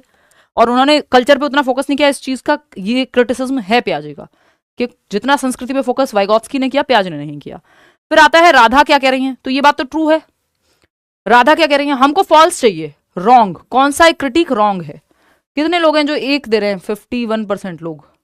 रॉन्ग की बात हो रही, गलत जवाब दे रहे हो, वेरी बैड। घूम गए जरा सा एक सवाल पूछते ही। देखो एक बार, Radha his theory is not based on observation of children from different cultures. यानी राधा कह रही हैं कि उनकी जो थियरी है वो डिफरेंट कल्चर्स पे बेस्ड नहीं है, जो कि कुछ हद तक बात सही भी है, क्योंकि उन्होंने सारे कल्चर तो नहीं स्टडी किए, स्विस बच्चों को स्टडी किया है, खुद के बच्चों पे उन्होंने अपने एक्सपेरिमेंट्स किए। समय क्या कह रहे हैं, पियाजे underestimated the abilities of children because of the task used during his experiments. कि जो टास्क है उसके चलते जो है उन्होंने कई ऐसे एक्सपेरिमेंट्स किए जिसमें अंडर एस्टिमेट हो गई बच्चों की क्षमताएं। ऐसा कहा जाता है कि प्री ऑपरेशनल स्टेज में के बच्चों की क्षमताओं को उन्होंने कम आंका, जबकि वो बहुत कुछ करने लगते हैं बच्चे। ठीक, फिर आता है डी ऑप्शन, अस्मिन he has taken children only from 0 to 12 years of age. ये उन्होंने कहा है कि सिर्फ पियाजे ने सिर्फ 0 से 12 वर्ष तक की आयु के बच्चों को ही काउंट किया है। ये मैंने आपको भी बताया था, 11 एंड अबव से तो शुरू होती है फॉर्मल ऑपरेशनल स्टेज, खत्म नहीं हो जाती है। 11 years ऑनवर्ड्स, 11 साल और उसके बाद वाली स्टेज है फॉर्मल ऑपरेशनल, और कम से कम भी तो 11 से 15 है, आगे तक भी आप उसको ओपन एंडेड छोड़ सकते हैं। तो ये ऑप्शन तो बचता ही नहीं है, हमको रॉन्ग चाहिए था, रॉन्ग 4th ऑप्शन ही है सिर्फ, और रॉन्ग चाहिए था हमको, जो कि कितने लोग जवाब दे रहे हैं देखना जरा, है 29, तो सिर्फ 29% लोग सही जवाब दे रहे हैं। बाकी अगर आप फिर से पढ़ना चाहते हैं तो पढ़ सकते हैं कि पियाजे ने मिस किया impact social environment and culture का on cognitive development because he was so focused. ये बात बिल्कुल सही है, इनका सही है, इनका जो क्रिटिक है। रॉन्ग पूछा है, देखो यहाँ पे जो सही नहीं होगा वो सही होगा, क्योंकि गलत ही पूछा है हमसे, तो रॉन्ग पूछा, ये तो सही है क्रिटिसिज्म, ये हाँ ऐसा ही हुआ था। हिज थियरी पूरी दुनिया पे ऑब्जर्वेशन पे बेस्ड नहीं है, स्विस चिल्ड्रन पे और उनके खुद के बच्चों पे बेस्ड है। स्विस मतलब वो स्विट्जरलैंड से थे, तो उन्होंने वहीं के बच्चे और अपने बच्चों पे ही जो है एक्सपेरिमेंट किया। ऐसा नहीं है कि सारे कल्चर की स्टडी की उन्होंने, सभी संस्कृतियों की, कि वो भारत भी आए और फिर उन्होंने रिसर्च की या अमेरिका भी गए हों। ठीक है ना, नेगेटिव पूछा था, रॉन्ग पूछा था आपसे। समय कह रहे हैं पियाजे underestimated the abilities of children because of the task used during his experiments. Underestimate कर लिया उन्होंने क्षमताओं को बच्चे की, क्योंकि जो टास्क थे वो अपने आप में कॉम्प्लेक्स माने जाते हैं कि अगर उनको सिंपल भाषा में यूज किया जाता तो छोटी उम्र के बच्चे भी उनके टास्क को सॉल्व कर देते। जैसे 3 माउंटेन टास्क है उनका, एक ईगो सेंट्रिज्म के लिए, तो ऐसे कई टास्क हैं जो थोड़े से कॉम्प्लेक्स थे, अगर उन टास्क को आसान बना करके पेश किया जाता तो वो कम उम्र के बच्चे भी या प्री ऑपरेशनल स्टेज के बच्चे भी उन चीजों को सॉल्व कर देते। बट क्योंकि वो टास्क इतने कॉम्प्लेक्स थे तो अंडर एस्टिमेट हो गई उन बच्चों की क्षमताएं, बिकॉज ऑफ वो टास्क बड़े बच्चे ही सॉल्व कर पा रहे थे, जबकि वो कॉन्सेप्ट छोटे बच्चों में भी आ जाता। तो fourth option is the right answer. आगे बढ़ेंगे, क्योंकि यही गलत है कि सिर्फ जन्म से 12 वर्ष के बच्चे लिए, नहीं भाई, उसके आगे की भी उन्होंने बात की है। क्वेश्चन नंबर 11 देखिएगा। A 22-year-old girl said that Jean पियाजे इज अ रेडिकल कंस्ट्रक्टिविस्ट, यानी उग्र रचनावादी हैं पियाजे, ऐसा 22 साल की एक लड़की कहती है। What does the term radical constructivist mean, यानी रेडिकल या उग्र रचनावादी जो टर्म है, शब्द है, इसका अर्थ क्या है। देखिए पियाजे जो हैं वो रेडिकल कंस्ट्रक्टिविस्ट हैं, उग्र रचनावादी हैं, और वाइगोत्स्की जो हैं वो सोशल कंस्ट्रक्टिविस्ट हैं, सामाजिक रचनावादी हैं, जो समाज में बच्चा एक्टिविटी करके ज्यादा सीखेगा, ये वाइगोत्स्की कहेंगे। और पियाजे क्या कहेंगे, पियाजे कहेगा इंडिपेंडेंट एक्टिविटी, चाहे समाज में ही कर रहा हो लेकिन अपने कॉग्निटिव स्ट्रक्चर, अपना स्कीमा बना करके सीखेगा, तो वो रेडिकल कंस्ट्रक्टिविस्ट हैं, क्योंकि बच्चे की एक्टिविटी पे ज्यादा फोकस्ड है पियाजे। तो जब हम देख रहे हैं रेडिकल कंस्ट्रक्टिविस्ट का मतलब क्या होता है, मैंने आपको बता दिया है, ऑप्शन में आप चूज करके फटाफट से बताएंगे। सेकंड ऑप्शन 65% लोग सही कह रहे हैं। चलिए देखते हैं। Learning is constructed by the learner and all the knowledge depends on the cognitive structure of the learner. मतलब अधिगम का निर्माण शिक्षार्थी द्वारा किया जाता है और सारा ज्ञान शिक्षार्थी की संज्ञानात्मक संरचना पर निर्भर करता है। कि learning is constructed by the learner, वो बच्चे की इंडिपेंडेंट एक्टिविटी, या भी आया था ना, मैनिपुलेटिंग ऑब्जेक्ट्स, मैनिपुलेटिंग एनवायरमेंट, यानी एक्टिव एक्सप्लोरर है बच्चा, लिटिल साइंटिस्ट है, नन्हा वैज्ञानिक है, एक्टिव बिल्डर ऑफ नॉलेज है। समाज का उतना उन्होंने महत्व नहीं रखा यहाँ पे। तो learning is done in a control, मैं जब ये कह रही हूँ ना समाज का उतना महत्व नहीं रखा, जीरो महत्व नहीं है, उतना महत्व नहीं दिया जितना वाइगोत्स्की ने दिया, या कल्चर को इग्नोर ही कर दिया एक तरह से, ठीक है ना। तो learning is done in a controlled environment where teacher acts as a facilitator. Controlled environment में हो रही है, ये नहीं कहा जाता। Radical constructivism totally independently focus करता है बच्चे की एक्टिविटी पे। Learning is done through the traditionalist approach, नहीं, ये सब फालतू बातें हैं। करंट थिंकिंग पे फोकस्ड है, built on child's current thinking, नहीं। पूछा है रेडिकल कंस्ट्रक्टिविज्म का क्या मतलब है, तो बच्चे की इंडिपेंडेंट एक्टिविटीज पे ज्यादा फोकस होता है, वो रेडिकल कंस्ट्रक्टिविस्ट लोग कहेंगे कि बच्चा एक्टिवली सबसे ज्यादा अपने स्ट्रक्चर ऑफ नॉलेज को, वो बच्चे का जो स्कीमा है वो उसकी एक्टिविटी पे बेस्ड है, ये रेडिकल कंस्ट्रक्टिविज्म कहेगा। वहीं वाइगोत्स्की कहेंगे समाज और संस्कृति के साथ इंटरेक्शन पे बेस्ड है। आता है क्वेश्चन नंबर 12। असर्शन क्या है, the quantity of thoughts of children is the same as adults. जो अमाउंट है या क्वांटिटी है, मात्रा है बच्चों की सोच की, विचारों की, वो अडल्ट्स जितनी ही है या जैसी ही है, बात सही है। And the quality of thoughts is different, quality यानी kind is different, kind different है बच्चों की सोचने का, क्वालिटी डिफरेंट है, अमाउंट सेम है या क्वांटिटी सेम है, बात तो सही है, कोई दिक्कत, ट्रू है ये बात, यस। अभी यही तो डिस्कस कर रहे थे हम। पियाजे ने 4 क्वालिटेटिवली डिफरेंट स्टेजेस दिए, क्वांटिटेटिवली नहीं। अमाउंट सेम है, सोच बच्चा भी रहा है, वो अपने पेपा पिग को बाइक पे बिठाने के बारे में सोच रहा है, आप किसी की बाइक पे बैठने के बारे में सोच रहे हैं, समझ रहे हैं, या वाइस वर्सा, वॉट, ठीक, जेंडर न्यूट्रल बात है।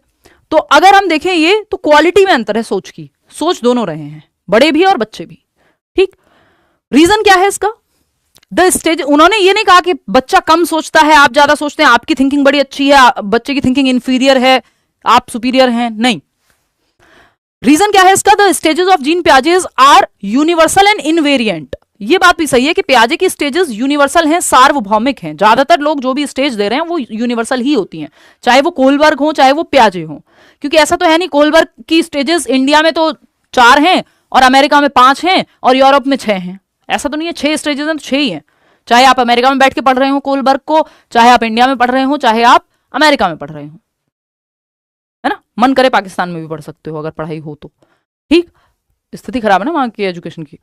देखिए, तो अगर हम देखें Piaget's are universal and invariant, पियाजे की स्टेजेस तो यूनिवर्सल हैं भाई, सार्वभौमिक हैं, सेम है स्टेजेस, चाहे आप कहीं चले जाओ, किसी कजाकिस्तान में बैठे हो, अफगानिस्तान में बैठे हो, अफ्रीका में बैठे हो, यूरोप में बैठे हो, कहीं बैठे हो, पियाजे के स्टेजेस वही 4 स्टेजेस हैं, सिंपल बात खत्म।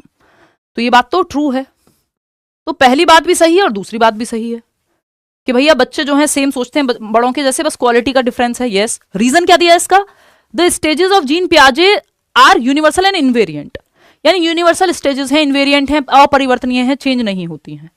दोनों बातें सही हैं। जब दोनों बातें सही होती हैं तो हमारा तीसरा स्टेप क्या होता है? 3 स्टेप के क्वेश्चंस होते हैं, ये 3 स्टेप में सॉल्व कर सकते हैं हम। असर्शन रीजन हमने डिस्कस किया है ना, कि जब ए और आर दोनों सही हैं तो अब ये देखना है ये आर ए के लिए सही है कि नहीं है, ये राहुल जो है ये अमृता के लिए सही है कि नहीं है, आई मीन ये ए के लिए सही है कि नहीं है।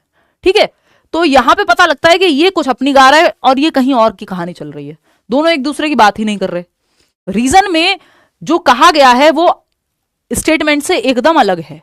वहां कहा गया था क्वालिटेटिवली अंतर अलग है स्टेजेस, ये कह रहे हैं यूनिवर्सल स्टेजेस हैं, रीजन तो बताया ही नहीं।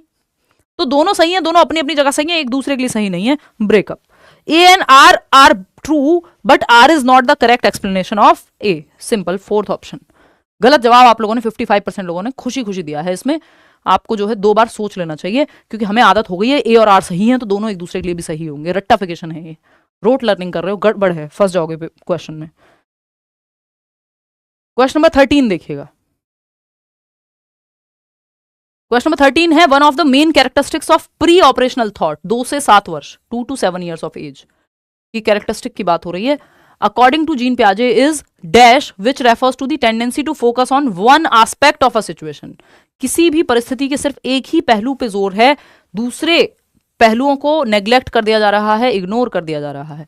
जब भी बात आए किसी भी परिस्थिति के एक ही पहलू पे जोर है, इसका मतलब सेंट्रेशन की बात हुई है ना, मतलब सेंटर्ड है, ध्यान एक ही पर्सपेक्टिव पे, एक ही चीज पे केंद्रित है बच्चा। अगर इसका उल्टा पूछे कि अलग अलग चीजों पे देख पा रहा है तो डिसेंट्रेशन है। डिसेंट्रेशन 7 से 11 में दिखेगा, ये 2 से 7 में प्री ऑपरेशनल में आता है सेंट्रेशन जो है। ठीक है, रिवर्सिबिलिटी, एक्शंस में रिवर्स करना है, मेंटली आप रिवर्स कर पा रहे हो चीजों को या नहीं, फॉरवर्ड थिंकिंग ही होती है इरिवर्सिबिलिटी जब होती है तो। लेकिन सेंट्रेशन में हो सकता है आप रिवर्स कर पाओ या नहीं कर पाओ, वो कहानी नहीं है। यहां पे मुद्दा है कि आप अलग अलग पहलू नहीं देख पा रहे हो किसी सिचुएशन के। कि जब माउंटेन टास्क किया गया, 3 माउंटेन टास्क, तो एक बच्ची की जो डॉल थी और जो बच्ची थी, वो बच्ची अपनी डॉल के पर्सपेक्टिव से देख ही नहीं पा रही, उसका सारा ध्यान सेंटर्ड है एक ही पहलू पे। तो सेंट्रेशन की वजह से कंजर्वेशन नहीं हो पाता, क्योंकि आप दूसरे पहलुओं को देख ही नहीं पा रहे, ईगो सेंट्रिक हैं आप, है ना, आपका ध्यान सारा एक ही चीज पे केंद्रित है। 2 से 7 वर्ष में ऐसा होता है। ये कॉजेशन और उस पर तो आप देख नहीं पा रहे हो। ट्रांसडक्टिव रीजनिंग होती है, 2 इररिलेवेंट या 2 अनरिलेटेड इवेंट्स को एक साथ जोड़ देते हो, इलॉजिकल थिंकिंग है अपने एक्सपीरियंस के आधार पे, ये भी 2 से 7 में ही होती है ना। कि चांद भी गोल है, मेरी बॉल भी गोल है, तो चांद जो है मेरी बॉल के जैसा है। या वो जो हम रामायण में वो देखते हैं ना कि हनुमान जी जो है सूरज को अपनी बॉल समझ करके खा जा रहे हैं, तो कहीं ना कहीं ट्रांसडक्टिव रीजनिंग का एग्जाम्पल है, अगर चाइल्ड डेवलपमेंट के पर्सपेक्टिव से देखोगे तो, है ना, कि उनको लग रहा है ये मेरी बॉल ही है क्योंकि ये भी गोल है। तो वो ट्रांसडक्टिव रीजनिंग है, 2 से 7 वर्ष की उम्र उनकी रही होगी, हम ऐसा मान के चल रहे हैं। एनीवे, क्वेश्चन नंबर 14 देखिएगा। 4-year-old Aparna says that a button is alive because it helps to tie her shirt together. 4 साल की अपर्णा ये कहती है कि जो बटन होता है वो जिंदा है, जीवित है, उसमें सांस है, whatever, because it helps to tie her shirt together. भाई कि मैं ये कहूं कि ये चेन जो है, ये जिप जो है, ये अपने आप में इसमें ताकत है, जान है और ये जिंदा है। क्यों? क्योंकि इससे ये जैकेट बंद हो जाती है। तो आपको लग रहा होगा क्या हो गया, आपको दवाई ववाई नहीं ली क्या आज, है ना, इस तरह की बातें आप करने लग जाओगे, जो कि कोई बुरी बात नहीं है ना। तो अगर हम देखें, मतलब दवाई लेना कोई बुरी बात नहीं है, मगर मजाक उड़ाना बुरी बात है। एनीवे, तो अगर हम देखें यहाँ पे, तो 4-year-old Aparna says that a button is alive because it helps to tie her shirt together. मतलब बच्चा क्या कह रहा है कि ये जो बटन है ये जिंदा है। क्यों? क्योंकि इसकी शर्ट को बांधने में ये मदद करता है। यानी बच्चे में अपनी एक बटन में अपनी एक जान है कि इस पेन अगर गिरेगा तो इसको चोट लग जाएगी। अगर मैं ये कहने लग जाऊं तो क्या होगा, मैं एनिमिस्टिक थिंकिंग कर रही हूं, यानी मैं सजीववादी चिंतन कर रही हूं कि मुझे लग रहा है कि निर्जीव चीजों में, नॉन लिविंग ऑब्जेक्ट्स में भी सांस है या जान है, या वो अपनी कोई सोच रखते हैं। निर्जीव को सजीव समझ रही हूं। 2 से 7 वर्ष में ही ऐसा होता है।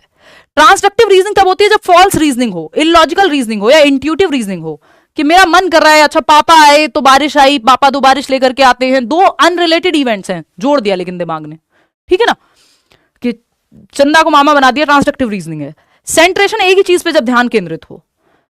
हाइपो, अब आपको समझना है कि अगर एक ही चीज पे ध्यान केंद्रित करा दिया क्वेश्चन की लैंग्वेज ने तो सेंट्रेशन, नॉन लिविंग को लिविंग बना दिया तो एनिमिस्टिक थिंकिंग। नहीं तो इन सब में बहुत छोटी छोटी कॉमनैलिटीज हैं, समानताएं हैं, आप फंस सकते हैं अगर आप कीवर्ड पे ध्यान नहीं देंगे यहाँ पे। तो फिर आपको लगेगा यार सेंट्रेशन में भी तो ऐसा हो सकता है, हो तो बहुत कुछ सकता है। हाइपोथेटिकल डिडक्टिव रीजनिंग तो 11+ साल बाद आएगी, वो तो हायर लेवल थिंकिंग है।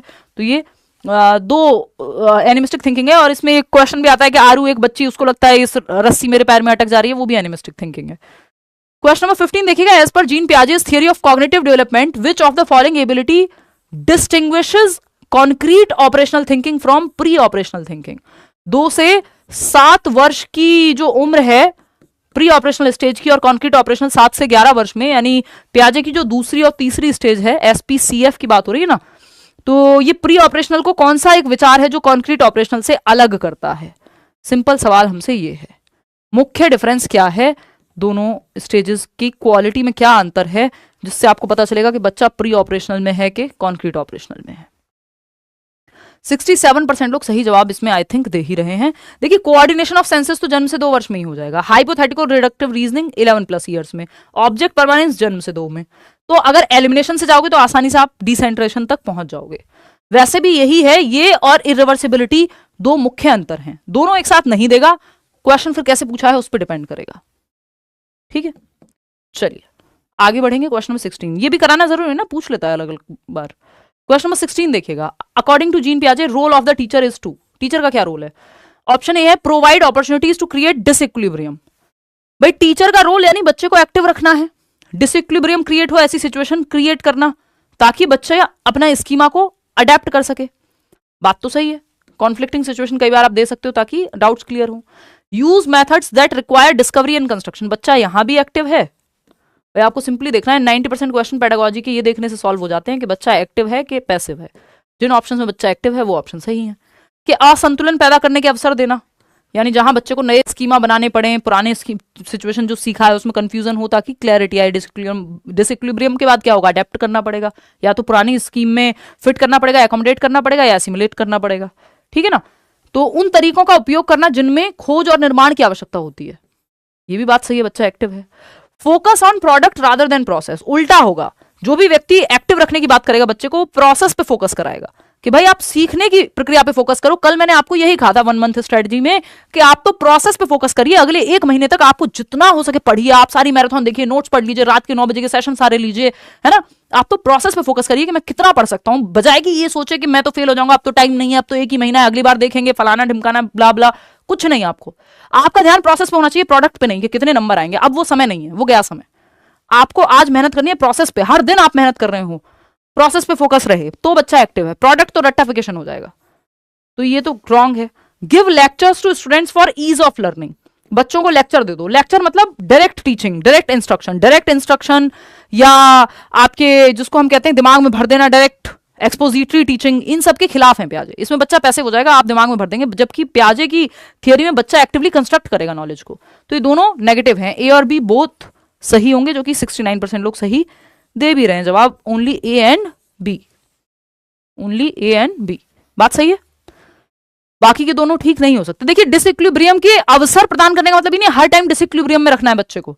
डिसइक्विलिब्रियम का सिंपल मतलब है भाई, अगर हम ऑप्शन में आपने उसको बताया नहीं, जैसे वो नाइव कॉन्सेप्शन वाला एग्जांपल होता है कि मैं बहुत बार लेती हूँ ये एग्जांपल, कि बच्चे के दिमाग में ये है कि पानी तो अलग अलग रंग का होता है, तो आपने अलग अलग रंग का पानी दिखाया और एक्चुअल में फिर बाद में बताया कि भाई वाटर इज कलरलेस, पानी का अपना कोई रंग नहीं होता। जब आप और उसके दिमाग में एक कॉन्फ्लिक्ट पैदा होगा कि यार मैंने तो देखा है अलग अलग रंग का पानी। अब डिसइक्विलिब्रियम क्रिएट हुआ। अब डिसइक्विलिब्रियम से क्या होगा? वो अपडेट करेगा अपनी नॉलेज को, एकोमोडेट करेगा, स्कीमा में चेंज लाएगा, विच इज गुड। ऐसी तो हम नई चीजें सीखते हैं। अगर मैं आपको कोई क्वेश्चन आज ऐसा कराऊं ही ना जिसमें कंफ्यूजन क्रिएट ही ना हो, तो फिर आप कैसे अपनी नॉलेज को अपडेट करोगे? तो ये एक बात हो गई। क्वेश्चन नंबर 17 देखिएगा, ये क्या कहता है? After getting out. ये तो बिल्कुल प्यारा सा क्वेश्चन, लेकिन हमें करना है क्योंकि आ ही जाता है इस तरह का क्वेश्चन घुमा फिरा के। देखिए, वो क्वेश्चंस भी मेरी ऐड करना जिम्मेदारी है, चाहे वो आसान हो, बट जो बहुत ज्यादा रिपीट होते हैं, है ना, क्योंकि वो आपकी आंखों के सामने से निकलना बार बार जरूरी है। फटाफट से जवाब दीजिएगा, इसमें हम समय नहीं लेंगे, ये तो आसान सवाल है, फिर भी कम ही लोग सही जवाब दे रहे हैं। After getting out in the game due to the rope getting stuck in her leg while jumping, Aru says that the rope deliberately got her out. At what stage of Jean Piaget's theory of cognitive development do children reason like this?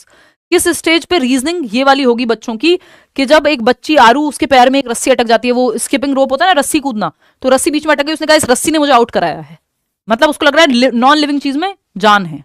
इसका मतलब क्या है, वो बच्ची pre operation stage में animistic thinking कर रही है ना, 2 से 7 वर्ष में है। सजीववादी चिंतन, बात सही है। चलिए आगे बढ़ते हैं। कितने लोग सही जवाब दे रहे थे इसमें? 78 के आसपास। मतलब ये इतने आसान क्वेश्चन, इससे पहले मैंने अभी एनिमिस्टिक थिंकिंग का एक क्वेश्चन कराया, फिर भी 22% लोग गलत जवाब दे रहे हैं। कितनी गलत बात है। जीन पियाजे believe that knowledge is, knowledge का क्या होता है, इस बार भी वाइगॉत्स्की पे सेम क्वेश्चन आया हुआ है, बस पियाजे की जगह वाइगॉत्स्की लिखा हुआ है। तो रिपीटेड क्वेश्चंस को कैसे ना कराऊं, मेरी नैतिक जिम्मेदारी है ये कराना, कि वो क्वेश्चंस तो जरूर होने चाहिए जो बार बार रिपीट ही होते हुए आए हैं। पता चला आपने सब नया तो कर लिया, या ऐसे बेढंगे से क्वेश्चन कर लिए जो स्टैंडर्डाइज थे भी नहीं, और पेपर फिर भी आपसे 60-70% रिपीटेडली ही पूछ रहा है। तो जीन पियाजे का मानना था कि ज्ञान इनेट है, पहले से है। बेकार बात है ये। को कंस्ट्रक्टेड है, हाँ बच्चा एक्टिव चाहिए हमें, ऑप्शन में वही सही होगा। इन इंटरेक्शंस विद मोर नॉलेजेबल, ना ना ना मुन्ना ना, ये सेम ऑप्शन आया हुआ है 2024 के दिसंबर के क्वेश्चन में, जिसमें वाइगॉत्स्की लिखा हुआ है, तब तो ये सही हो जाता। अगर यहां वाइगॉत्स्की होता तो सेकंड ऑप्शन 100% सही था। अब जिसने सिर्फ आधा पढ़ा है वो गलत कर देगा। विजिबल बिहेवियरल चेंज की, व्यावहारिक परिवर्तन की बात ना पियाजे करते हैं, ना वाइगॉत्स्की करते हैं, ना ये रिवॉर्ड पनिशमेंट की बात करते हैं, ना ड्रिल प्रैक्टिस की बात करते हैं। Constructed by the child rather than being passed passively, बच्चा ज्ञान का निर्माण करेगा, कोई उसके दिमाग में भरेगा नहीं ज्ञान को। 43%, 47% लोग सिर्फ जवाब सही दे रहे हैं।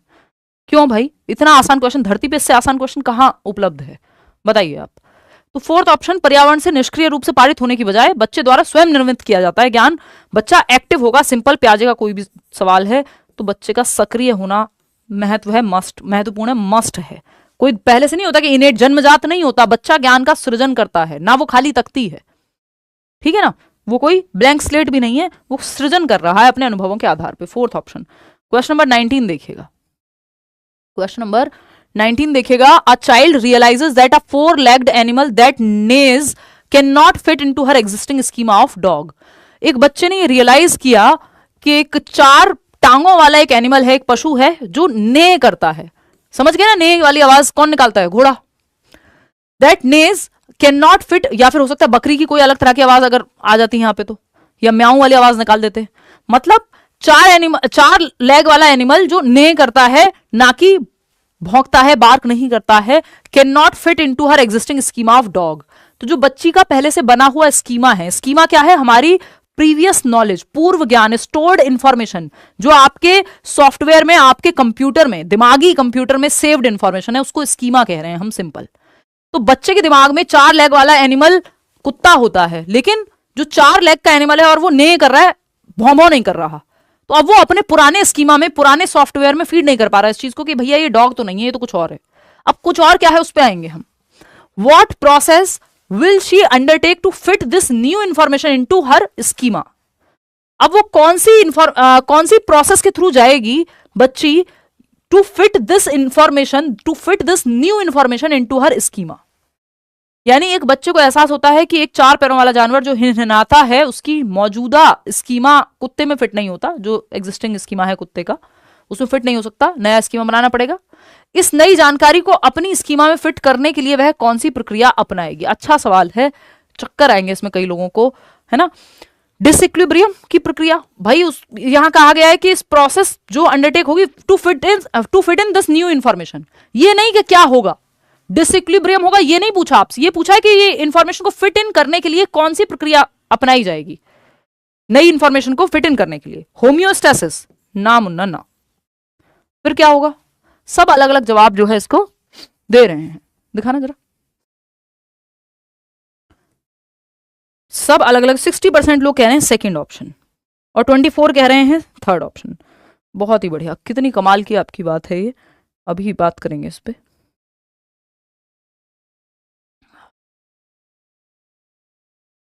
कितना अच्छा लग रहा है चुप होके, मेरी खुद की आवाज कानों में गूंजने लगती है एक टाइम के बाद ना, मुझे लगता है कि मुझे चुप हो जाना चाहिए।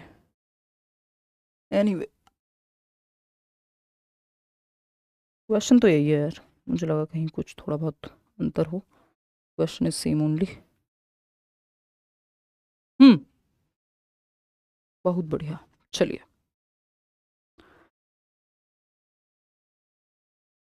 स्काई डाइविंग की वीडियो हो नहीं पाया यार स्काई डाइव। आप लोगों की नज़र लग गई, आप लोगों ने इतना कमेंट्स में भर दिया कि आप स्काई डाइव मत करो, आपको कुछ हो गया तो हमें कौन पढ़ाएगा, है ना। तो अगर एनर्जी, नज़र, ये सब चीज़ें होती हैं तो वो लग गई।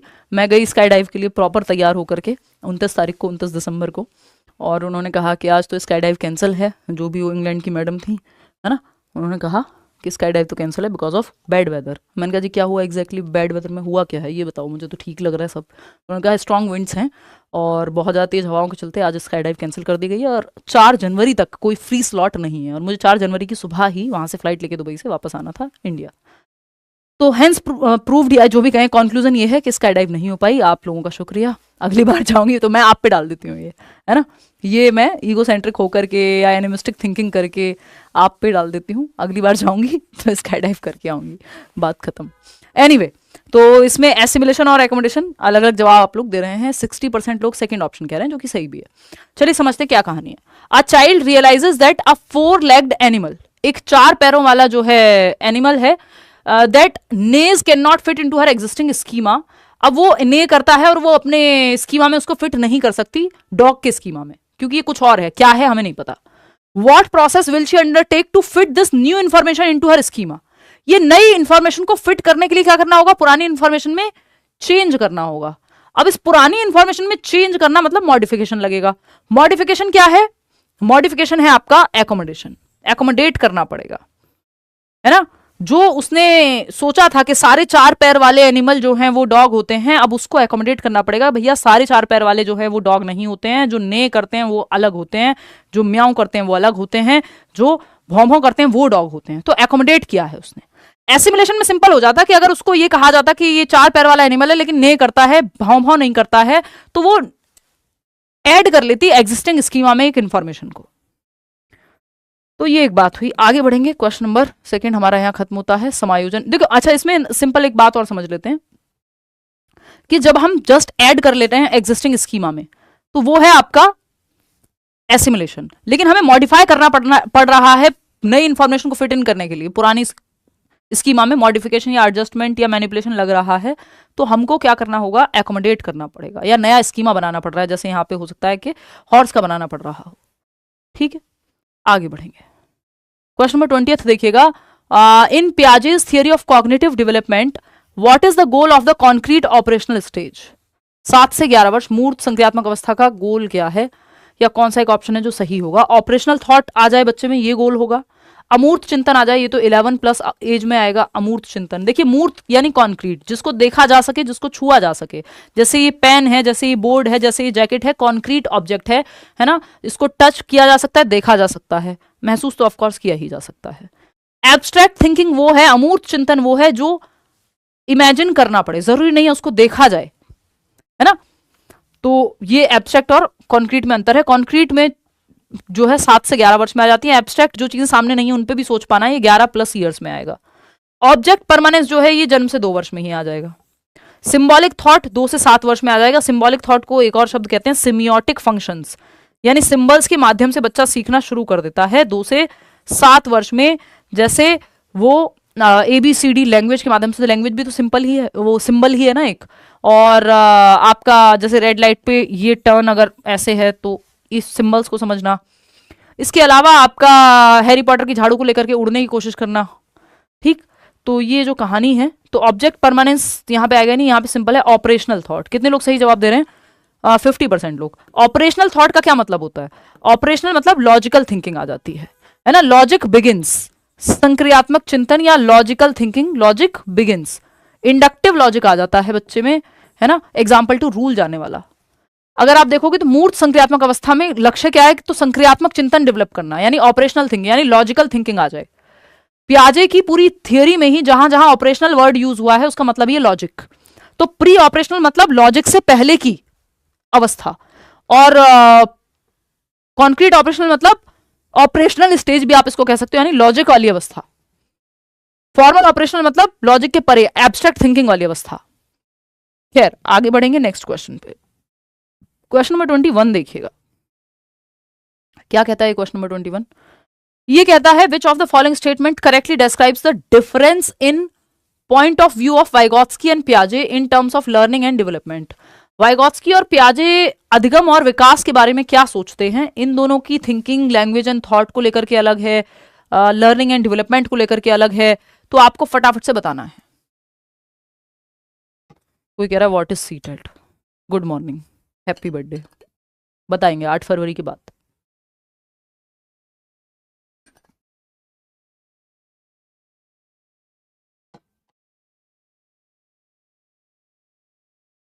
बताइएगा एक बार। सेकेंड 53% लोग कह रहे हैं। चलिए समझते हैं कहानी।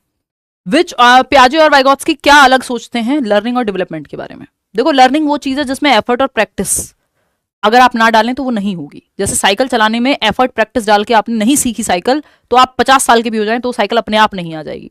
लेकिन डेवलपमेंट में कुछ चीजें ऐसी होती हैं जो बाय डिफॉल्ट ऑटोमेटिक आ जाती हैं। दांत निकलने में आप कुछ ना करें तब भी बच्चे के दांत निकल जाएंगे। थोड़ी बहुत तकलीफ होगी अलग अलग बच्चों को, किसी को लेट होगा, किसी को धीमे, बट हो जाएगी, है ना। प्यूबर्टी हिट हो रही है बच्चे में, आप कुछ कर नहीं रहे, अब अंडर नरिश्ड रह जाए वो एक अलग कहानी की, उसकी वजह से प्रॉब्लम होगी। बट डेवलपमेंट के कई एस्पेक्ट्स में आपका कोई रोल नहीं होता। लेकिन लर्निंग बिना एफर्ट के नहीं होगी। भाषा आपको बिना एफर्ट और प्रैक्टिस के आप नहीं सीख पाएंगे। तो सीखना मतलब लर्निंग जिसमें एफर्ट और प्रैक्टिस लगे। डेवलपमेंट में कई चीजें ऑटोमेटिक होती हैं because of maturation, biological maturation, heredity. समझ रहे हो? तो ये मुख्य अंतर है दो चीजों में। अब इन दोनों में क्या अंतर है, क्या रिश्ता है, ये रिश्ता क्या कहलाता है, पियाजे और वाइगॉत्स्की इसके बारे में क्या कहते हैं, उस पर चर्चा करेंगे। ठीक, तो अगर हम देखें वाइगॉत्स्की की बात करें तो वाइगॉत्स्की कह रहे हैं डेवलपमेंट, ये आपको सही पहचानना है कि कौन सा एक सही है, इसमें कई फालतू बातें लिखी होंगी जो सही नहीं होंगी। वाइगॉत्स्की कहते हैं कि डेवलपमेंट प्रोसीड्स लर्निंग। देखिए, जो स्टेजेस की बात नहीं करता वो डेवलपमेंट स्टेजेस में होगा, इसकी बात तो करते नहीं है। वो तो कहते हैं लर्निंग से डेवलपमेंट होता है, एलडी लर्निंग से डेवलपमेंट होता है एज पर वाइगॉत्स्की। ये गलत हो जाएगा। पियाजे कह रहे हैं लर्निंग प्रोसीड्स डेवलपमेंट, उल्टा होता है इसका। कितने लोग सही जवाब दे रहे हैं इसमें? 64% लोग बी कह रहे हैं, जो कि गलत ही है। वाइगॉत्स्की कहते हैं learning takes place in a socio cultural environment, ठीक है। पियाजे कह रहे हैं heredity is vital for development of learning, विकासात्मक अधिगम के लिए या अधिगम के विकास के लिए आनुवांशिकता महत्वपूर्ण है। लेट्स सी, मे बी और मे बी नॉट, है ना, बहुत ही क्लोज है, देखते हैं। वाइगॉत्स्की लर्निंग प्रोसीड्स डेवलपमेंट, ये बात एकदम सही है। पियाजे कह रहे हैं डेवलपमेंट प्रोसीड्स लर्निंग, ये बात भी एकदम सही है। वाइगॉत्स्की कह रहे हैं ओनली एम्फेसिस, ये फोर्थ ऑप्शन है। वाइगॉत्स्की कह रहे हैं only emphasis on language and thought, भाषा और विचार पे ही फोकस करो। पियाजे कह रहे हैं चाइल्ड लिटिल साइंटिस्ट है। ये दो अलग ही कहानियां चल रही हैं। यहाँ डेवलपमेंट और लैंग्वेज इसकी बात हो रही थी कि लर्निंग और डेवलपमेंट की, यहाँ लैंग्वेज और डेवलपमेंट की बात होने लगी, या लैंग्वेज एंड थॉट की बात होने लगी, तो ये हट जाएंगे। अब आप कहेंगे सेकंड और थर्ड में हम कंफ्यूज हैं जी। अच्छा, करते हैं क्लियर कंफ्यूजन। मैं थक गई यार, बहुत ज्यादा बोल लिया मैंने, इससे पहले भी क्लास थी। वाइगॉत्स्की क्या कह रहे हैं, अधिगम सामाजिक सांस्कृतिक वातावरण में होता है, बात तो सही है। लेकिन बात क्या चल रही थी यहाँ पे, लर्निंग और डेवलपमेंट का रिश्ता क्या कहलाता है, ये अपनी कहानी गा रहे हैं यहाँ पे। अधिगम के विकास के लिए आनुवंशिकता महत्वपूर्ण है, चलो ये भी बात हम मान लेते हैं कि heredity is vital for development of learning. But पूछा क्या था दुग्गल साहब, ये देखना है ना आपको। पूछा कुछ और था, कह कुछ और रहे हैं, है ना। रामायण खत्म हो गई, फिर डैश डैश डैश, समझ रहे हो, कुछ और ही चल रहा है। तो अगर हम देखें in point of view of Vygotsky and पियाजे in terms of learning and development, बात लर्निंग और डेवलपमेंट की हुई थी, इधर उधर की बातें नहीं करनी है। तो थर्ड ऑप्शन ही है जो सिर्फ लर्निंग और डेवलपमेंट के बारे में सही से सटीक तरीके से बात कर रहा है। तो सेकंड ऑप्शन बिल्कुल भी सही नहीं होगा, जितने लोग खुश हो कि 60% जवाब दे रहे हैं, क्योंकि यहां पे बात हो रही है अधिगम सामाजिक सांस्कृतिक वातावरण में होता है। हाँ मान लिया, लेकिन डेवलपमेंट का क्या, यहाँ पे लर्निंग और डेवलपमेंट का रिश्ता क्या कहलाता है ये बताना था, सिर्फ लर्निंग के बारे में बात नहीं करके छोड़ देनी थी। तो ये तो यही हट जाएगा ऑप्शन, बचता ही सी है जो दोनों के बारे में प्रॉपर्ली बात कर रहा है ना। तो वाइगॉत्स्की कहते हैं कि लर्निंग प्रोसीड्स डेवलपमेंट, यानी पहले अधिगम होता है, अधिगम से बच्चे का विकास होता है। भाई मैंने 4 किताबें पढ़ी, मेरी समझ विकसित हुई, बिना वो पढ़े मेरी उम्र बढ़ती रहती तो क्या उतना ही विकास होता जितना एक उस व्यक्ति का हुआ है जिसने ज्यादा किताबें पढ़ी हैं, ज्यादा अनुभव किया है, ज्यादा दुनिया देखी है? नहीं हो पाता। तो वाइगॉत्स्की कह रहे हैं लर्निंग से आपका विकास होता है। पियाजे कह रहे हैं डेवलपमेंट प्रोसीड्स लर्निंग, कि भैया पहले आपकी स्टेज विकसित हो, आपका दिमाग उतना विकसित हो, कॉन्क्रीट ऑपरेशनल में ही तो हम लॉजिकल चीजें पढ़ाएंगे, उससे पहले कैसे पढ़ाएंगे? तो ये कह रहे हैं डेवलपमेंट पहले होगा, कॉग्निटिव डेवलपमेंट स्टेज के हिसाब से, फिर आप सिखाओगे उस हिसाब से। तो ये दो इनकी मुख्य अंतर हैं पियाजे और वाइगॉत्स्की के बारे में। ठीक, कि पियाजे कहते हैं कि डेवलपमेंट प्रोसीड्स लर्निंग, ये मैं लिख के भी दिखा देती हूँ, थर्ड ऑप्शन ही यहाँ पे सही है एकमात्र, हिंदी में भी डिस्कस कर लेते हैं ना। ये मुख्य अंतर है कि वाइगॉत्स्की कहते हैं अधिगम विकास से पूर्व होता है या अधिगम से विकास होता है। पियाजे कहते हैं विकास अधिगम से पूर्व होता है, पहले विकास नहीं हुआ होगा। यानी अगर बच्चा मान लो हेरिडेटरी मेच्योर नहीं है तो 6 महीने के बच्चे को साइकिल चलाना नहीं सिखा सकते। वाइगॉत्स्की कह रहे हैं साइकिल चलाना सीखेगा तब तो उसका बहुत सारा विकास होगा, बहुत सारी चीजें नहीं सीखेगा, दुनिया देखेगा। तो ये इनका मुख्य जो है मतभेद है दो चीजों पे। क्या आप कहेंगे कि तो पियाजे कहते हैं, पहले हम लर्निंग और डेवलपमेंट पे बात कर लेते हैं। तो लर्निंग से डेवलपमेंट होता है, लर्निंग से डेवलपमेंट होता है, क्योंकि ये तो सोसाइटी और कल्चर की बात कर रहे हैं ना वाइगॉत्स्की। तो वो कह रहे हैं जब सीखोगे, बड़ों के साथ रहोगे, मोर नॉलेजेबल अदर्स के साथ, तब तो आपका विकास होगा जो उम्र के साथ होना चाहिए था। तो ये है वाइगॉत्स्की जो कहते हैं लर्निंग प्रोसीड्स डेवलपमेंट। ठीक है, क्या आपने अगर चीजें सीखी ही नहीं तो हो सकता है उतना बढ़िया बेहतरीन विकास आपका हो ही ना। अगर आपने कोई फिजिकल ट्रेनिंग नहीं ली, जो ज्यादा फिजिकल एक्टिविटी कर रहा है उसका शारीरिक विकास अच्छा होगा। तो वो फिजिकल एक्टिविटी करना क्या है, लर्निंग है। ठीक है ना। तो अगर हम यहां देखें, और डेवलपमेंट से लर्निंग होती है, विकास से, जो ऑटोमेटिक है, जिसमें कई चीजें मैचुरेशन से आ रही होंगी, डेवलपमेंट से लर्निंग होगी। ये बात पियाजे कह रहे हैं। तभी तो वो कह रहे हैं भैया 7 साल से 11 साल के बच्चे को ये वाला सिलेबस पढ़ाओ, फिजिक्स की किताबें 5वीं क्लास के बच्चे को मत पढ़ाओ। क्यों? क्योंकि अभी वो उसके लिए डेवलप नहीं हुआ। तो लर्निंग भी हम डेवलपमेंट की स्टेज के हिसाब से कराएंगे। ये बात पियाजे कहेंगे। कौन कहेगा? पियाजे। तो ये मुख्य अंतर है। एल डी के साथ वी लगा लो कि वाइगॉत्स्की कहते हैं लर्निंग प्रोसीड करती है, यानी पहले आती है डेवलपमेंट से। और डीएलपी किसी का मन करे याद रखने का, नहीं तो एलडी भी याद रख लोगे, इसका उल्टा पियाजे हैं कि लर्निंग से डेवलपमेंट। ठीक है, पहले सीखेगा फिर विकास होगा। इसका एक और चीज है, थॉट और लैंग्वेज के बारे में इनका ऐसा सही विचार है कि पियाजे कहते हैं पहले विचार आएगा। अभी आया था ना वो क्वेश्चन, थॉट से लैंग्वेज विकसित होगी। भाई अगर मेरे को पेन बोलना नहीं आता, फिर भी पेन को देख के कोई तो विचार मेरे मन में आया होगा ना। जब बादल बोलना नहीं आता था, बादल की भाषा नहीं, तब भी बादल को देख के कुछ तो मन में आया होगा जिसको विचार कहेंगे। फिर विचार से आप भाषा सीखते हैं। तो ये पियाजे कहेंगे ऐसा। और अगर आप कहते हैं वाइगॉत्स्की की बात, तो इसमें इन्होंने उल्टा नहीं कहा, सिर्फ डेवलपमेंट और लैंग्वेज, डेवलपमेंट और उसमें लर्निंग में इन्होंने उल्टा कहा है एक दूसरे को। बाकी इन्होंने उल्टा नहीं कहा। ये यहां पे थॉट से लैंग्वेज आएगा, थॉट प्रोसीड्स लैंग्वेज, ये बात पियाजे कहते हैं। लेकिन वाइगॉत्स्की इसका उल्टा नहीं कह रहे हैं। वो कह रहे हैं विचार और भाषा तो साथ साथ चलती है। थॉट और लैंग्वेज, भाषा और विचार में अलग बात कर रहे हैं दोनों। बस लर्निंग और डेवलपमेंट में जो है ऑपोजिट बात कर रहे हैं या उल्टी बात कर रहे हैं एक दूसरे की। तो ये कह रहे हैं तो पैरेलल चल रही है, एक टाइम के बाद जाके मर्ज हो जाएगा भाषा और विचार। ये वाइगॉत्स्की कह रहे हैं। पियाजे कह रहे थे कि थॉट पहले आएगा और बाद में भाषा आएगी। ठीक है, ये मुख्य दो बातें हैं। चलिए खैर आगे बढ़ते हैं नेक्स्ट क्वेश्चन पे। क्वेश्चन नंबर 22 देखिएगा क्या कहता है। क्वेश्चन नंबर 22 फटाक से समझेंगे। फ्रॉम अ पिजेशियन पर्सपेक्टिव, यानी पियाजे के पर्सपेक्टिव से, the process of taking new information into the existing body of knowledge is called. यानी पियाजे के दृष्टिकोण से ज्ञान के मौजूदा ढांचे में नई जानकारी को शामिल करने की प्रक्रिया क्या कहलाती है? ज्ञान के मौजूदा ढांचे, यानी ये एग्जिस्टिंग बॉडी ऑफ नॉलेज है, एग्जिस्टिंग स्कीमा है, आपकी स्टोर्ड इंफॉर्मेशन है।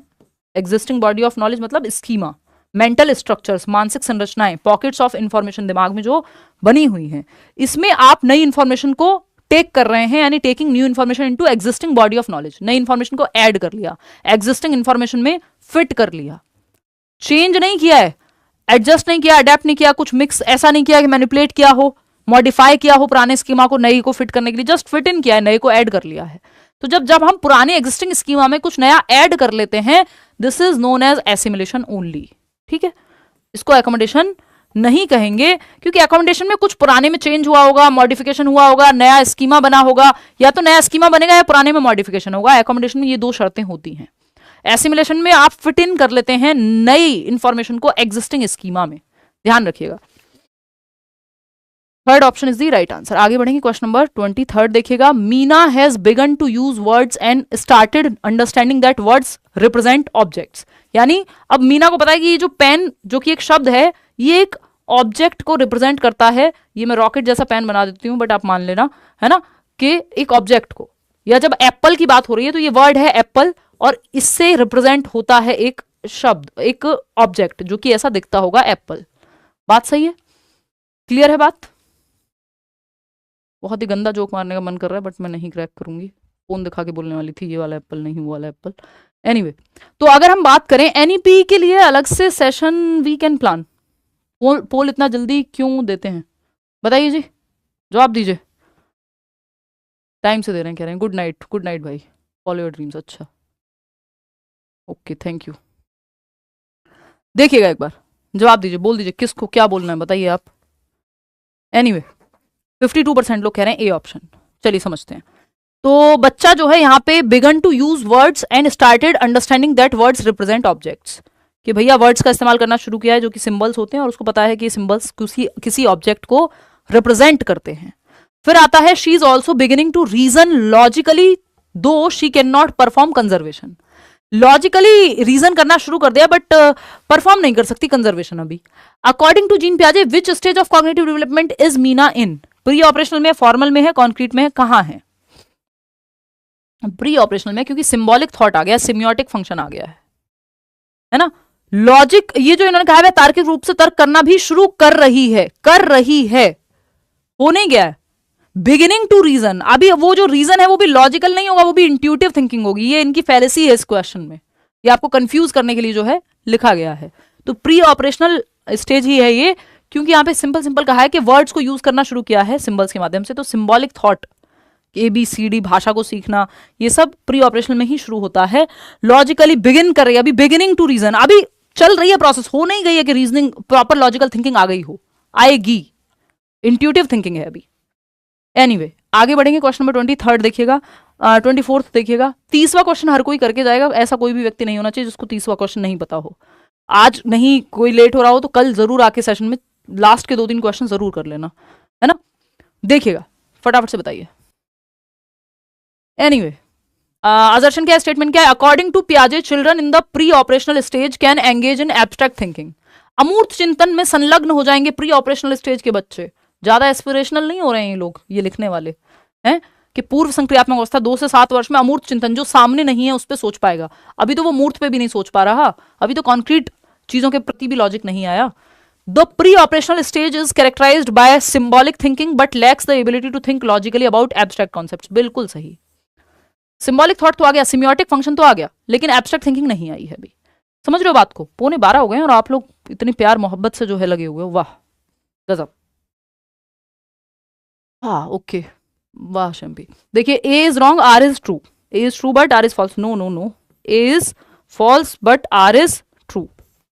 ये आपकी शिद्दत जो है, मुझे यूट्यूब जो है रिटायरमेंट नहीं लेने देती है यूट्यूब से, मतलब पार्शियली तो रिटायर्ड ही हूं मैं, कभी कभी दिखती हूँ।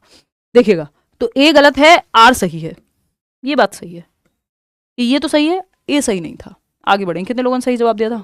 72। चलिए बहुत बढ़िया। क्वेश्चन नंबर 25 देखिएगा, स्टेटमेंट क्या है? Egocentrism is prominent in the pre operational stage according to Piaget's theory. बिल्कुल सही है।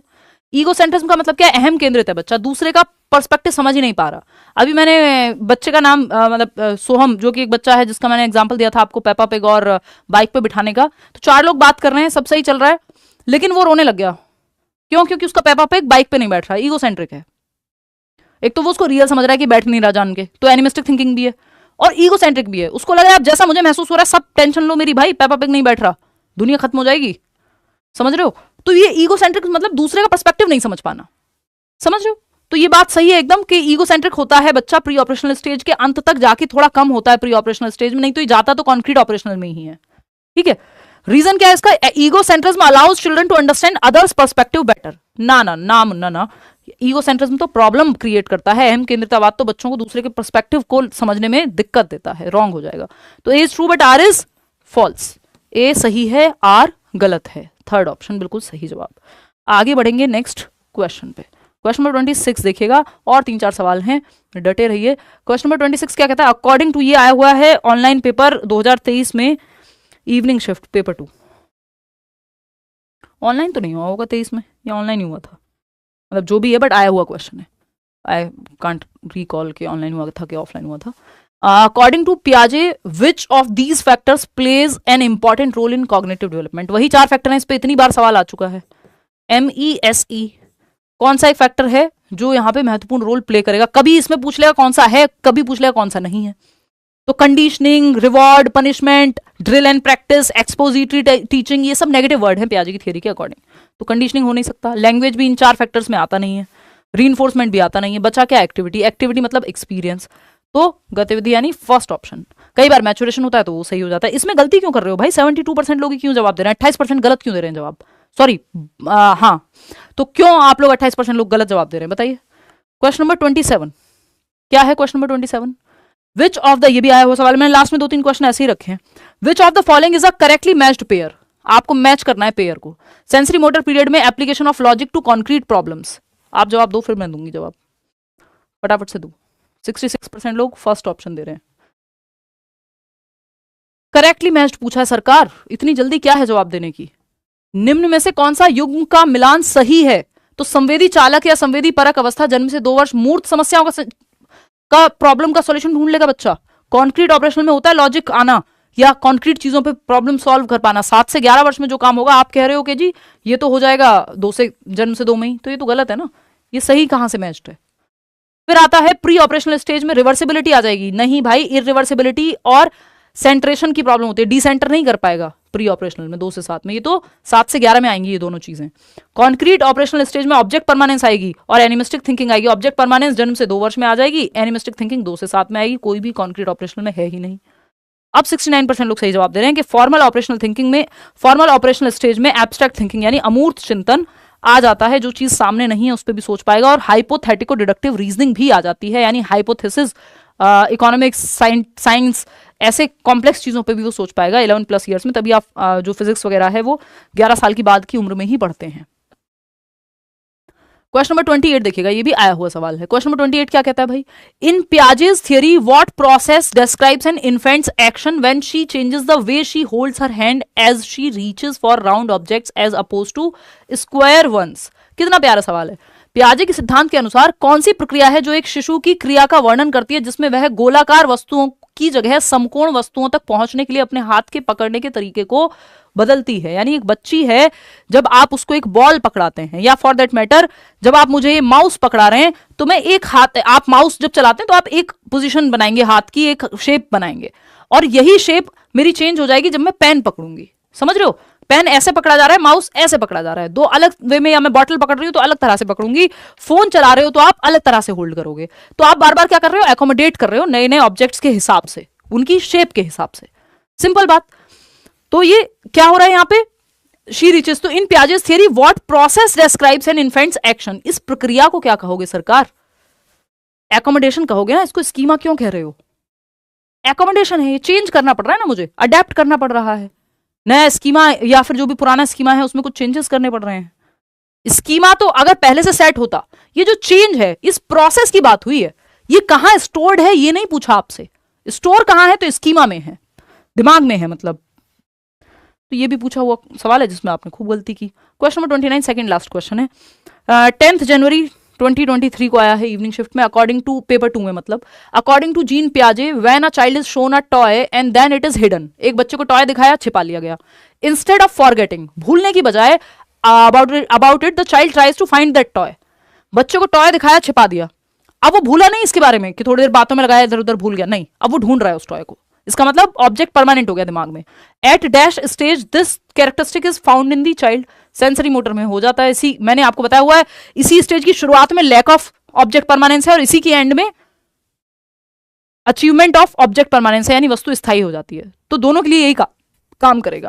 Characteristic is found in the child and it is called, तो ये सेंसरी मोटर स्टेज में हो जाएगा और इसको ऑब्जेक्ट परमानेंस कहेंगे। गलती से भी प्री ऑपरेशनल मत चले जाना, जरूरत नहीं है आपको उसकी। सेंसरी मोटर की शुरुआत में लैक ऑफ ऑब्जेक्ट परमानेंस है और बाद में ढूंढने भी लगेगा। क्लियर है बात? 64% लोग सही जवाब दे रहे हैं, 36% लोग इसमें भी फंस जा रहे हैं। क्वेश्चन नंबर 30 है, आखिरी सवाल है, देखिएगा फटाफट से, इसका आप जवाब देंगे। जब मैं आपको सवाल देती हूं कि 1 मिनट रुकना, इनको पोल दिया, 1 मिनट हटा दो पोल, दोबारा पोल दो। मैं आपको एक सवाल देती हूं कि the ability to use symbols comes in, the ability, कोई बात नहीं, अब देर हो ही रही हो जाए, हमारे कुक हैं उनको भी जाना है। The ability to use symbols comes in which stage, comes in which stage, कि भाषा को इस्तेमाल करने लगेगा या सिंबल्स इस्तेमाल करना, विच स्टेज ऑफ कॉग्निटिव डेवलपमेंट।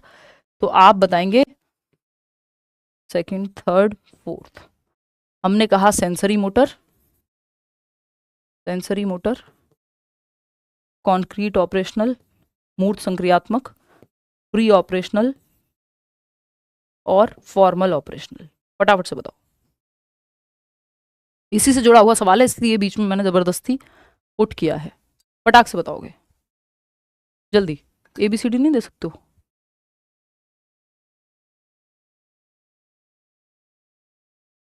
पोल में जवाब दो। ये पूरा क्वेश्चन लिखने की जरूरत नहीं थी, जस्ट क्वेश्चन लिख देते, इतना टाइम क्यों वेस्ट किया? बट क्यों इतनी देर बाद जो ये पोल गया है, क्या जरूरत है साइंटिस्ट बनने की, बताइए। थर्ड ऑप्शन 65%, इग्नोर कर दिया। कहो मुझे उल्टा जवाब दो, कुछ बुरा भला कहो, इनको थोड़ी फाइट दिखाएं। Anyway, third option pre operational stage, इसमें सही बात आप लोग कह रहे हैं, 64% लोग सही जवाब दे रहे हैं, है ना। प्री ऑपरेशनल स्टेज 2 से 7 वर्ष में सिंबल्स को यूज करने की क्षमता हमारे अंदर आ जाती है, या सिमियोटिक फंक्शन भी पूछ लेता है कि सिमियोटिक फंक्शंस की एबिलिटी कब आ जाती है। तो सिमियोटिक का मतलब भी यहाँ सिंबल्स को यूज करने से ही है, चाहे वो लैंग्वेज हो, चाहे वो हैरी पॉटर की झाड़ू को, या झाड़ू को हैरी पॉटर की तरह वो जो यूज करता है कि उड़ने वाला यंत्र समझना हो, शक्तिमान बनना हो, सिंबल्स के माध्यम से समझने की क्षमता प्री ऑपरेशनल स्टेज। या ये पेन जो हमने वर्ड्स लिखे हैं, ये किसी चीज को सिंबलाइज करते हैं, जो अभी क्वेश्चन आया था, वो भी सिंबॉलिक थॉट ही है, जो आ जाता है कहाँ पे, प्री ऑपरेशनल स्टेज में। और सिंबॉलिक थॉट एक विशेषता है प्री ऑपरेशनल स्टेज की, या गोल डायरेक्टेड बिहेवियर। बाकी सारी चीज़ें जो है उसमें नेगेटिव ही हैं, चाहे वो ईगो सेंट्रिज्म हो, वो सीमा है, लिमिटेशन है, ईगो सेंट्रिज्म हुआ, सेंट्रेशन हुआ, इरिवर्सिबिलिटी हुई, ये सब प्रॉब्लम्स हैं एक तरह से, या अभी उतना कॉग्निशन डेवलप नहीं हुआ, वो दिखाती हैं। अब सिंबल्स को यूज करना 2 से 7 वर्ष में आ गया, लेकिन सिंबल्स की जगह पे सिंबल्स यूज करना ये कब आएगा? अकॉर्डिंग टू जीन पियाजे, the ability to use symbols for symbols, symbols को सिंबल्स की जगह पे यूज करना, such as letting the letter X stand for an unknown numeral, के मान लीजिए फलाने की उम्र एक्स है, अब उम्र एक न्यूमरल है अननोन, उसको आपने एक अननोन सिंबल से रिप्रेजेंट कर दिया। Symbols using for instead of symbols for an unknown numeral develops during dash and enables the children to learn dash. अब इसमें ये एक तो आपको नहीं पता वो सिंबल क्या है, तो एब्स्ट्रैक्ट चीज को एब्स्ट्रैक्ट चीज की जगह पे आप रख रहे हो, समझ रहे हो। अब इसमें आप लोग 45% लोग, क्योंकि वो क्वेश्चन मैंने करा दिया था तो इतना भी सही दे रहे हो, नहीं तो इसमें सब गलत देते जवाब। तो अगर आप देखेंगे यहां पे, तो आपको एक तो ये समझना होगा कि आप अज्यूम कर रहे हो सिंबल्स फॉर सिंबल्स। देखिए सिंपल सवाल आए, to use symbols comes in which stage, symbols का इस्तेमाल करना कब आता है? प्री ऑपरेशनल 2 से 7 वर्ष में।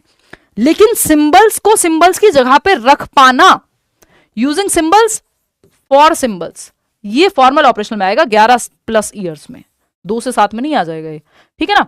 क्यों? क्योंकि यूजिंग सिंबल्स, एक्स मान लेना किसी उम्र के लिए, कोई नंबर 24 हो सकता है किसी की उम्र, है ना, मान लिया ये एक्स है, मान लिया ये वाई है, तो जिसको माना है वो भी एक सिंबल है, और जिसकी जगह माना है वो भी एक सिंबल है।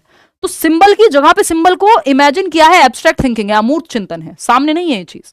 तो ये फॉर्मल ऑपरेशनल स्टेज में आएगी एब्स्ट्रैक्ट थिंकिंग, जो है सिंबल को सिंबल की जगह पे रख पाना, सिर्फ सिंबल यूज करना आना, वो 2 से 7 वर्ष है।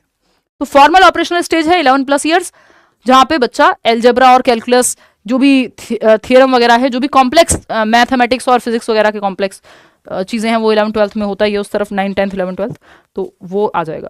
Formal operational stage conservation and seriation, ये तो फिर 7 से 11 में आ जाती है कंजर्वेशन, तो ये ठीक था बट ये गलत है। Concrete operational stage algebra and calculus, concrete है ही नहीं है जब, तो हम क्यों जाएं इसके साथ। अब ये तो आपकी खुश नसीबी कह लीजिए कि यहाँ पे प्री ऑपरेशनल था नहीं तो कितने लोग कितनी गड़बड़ करते हैं, इसमें और ज्यादा गलतियां होती। अभी भी आधे ही लोग जो है सही जवाब दे पा रहे हैं। तो first option is the right answer. Out of 30 questions कितने आपके ठीक हुए ये आप बताएंगे विद आंसर्स। ये पीडीएफ आपको मिल जाएगा होपफुली कल ही, बाकी पेंडिंग भी पीडीएफ जितने सेशंस हुए हैं let's learn square Telegram channel पे। आउट ऑफ 30 क्वेश्चंस कितने आपके ठीक हुए हैं वो आप कमेंट्स में बता करके जाएंगे, और उस ठीक से भी ज़्यादा ज़रूरी है कि आपके कॉन्सेप्ट क्लियर हुए कि नहीं हुए। आपको होपफुली अगर आपने ये सेशन अच्छे से अटेंड किया तो आप प्याजे के क्वेश्चंस गलत नहीं करेंगे, ठीक है जी। कोई कह रहा है आई लॉस्ट द ट्रैक, पता नहीं कितने ठीक हुए, कोई बात नहीं, कॉन्सेप्ट क्लियर हुए ना, वो महत्वपूर्ण है। लाइक शेयर सब्सक्राइब आप कर देंगे अगर नहीं किया होगा तो। मिलते हैं मंडे, मिलेंगे कल और परसों ऑफ रखेंगे, थोड़ी सी थक गई हूँ, है ना। मंडे मिलते हैं मस्त, और 20 तारीख को आपकी मैराथन रखेंगे, 20 जनवरी को, ठीक है। चलिए take care, bye bye, see you on Monday. और मंडे से पूरी कोशिश है कि 9 सवा 9 सेशन शुरू कर दें, 10 बजे पे ना जाएं।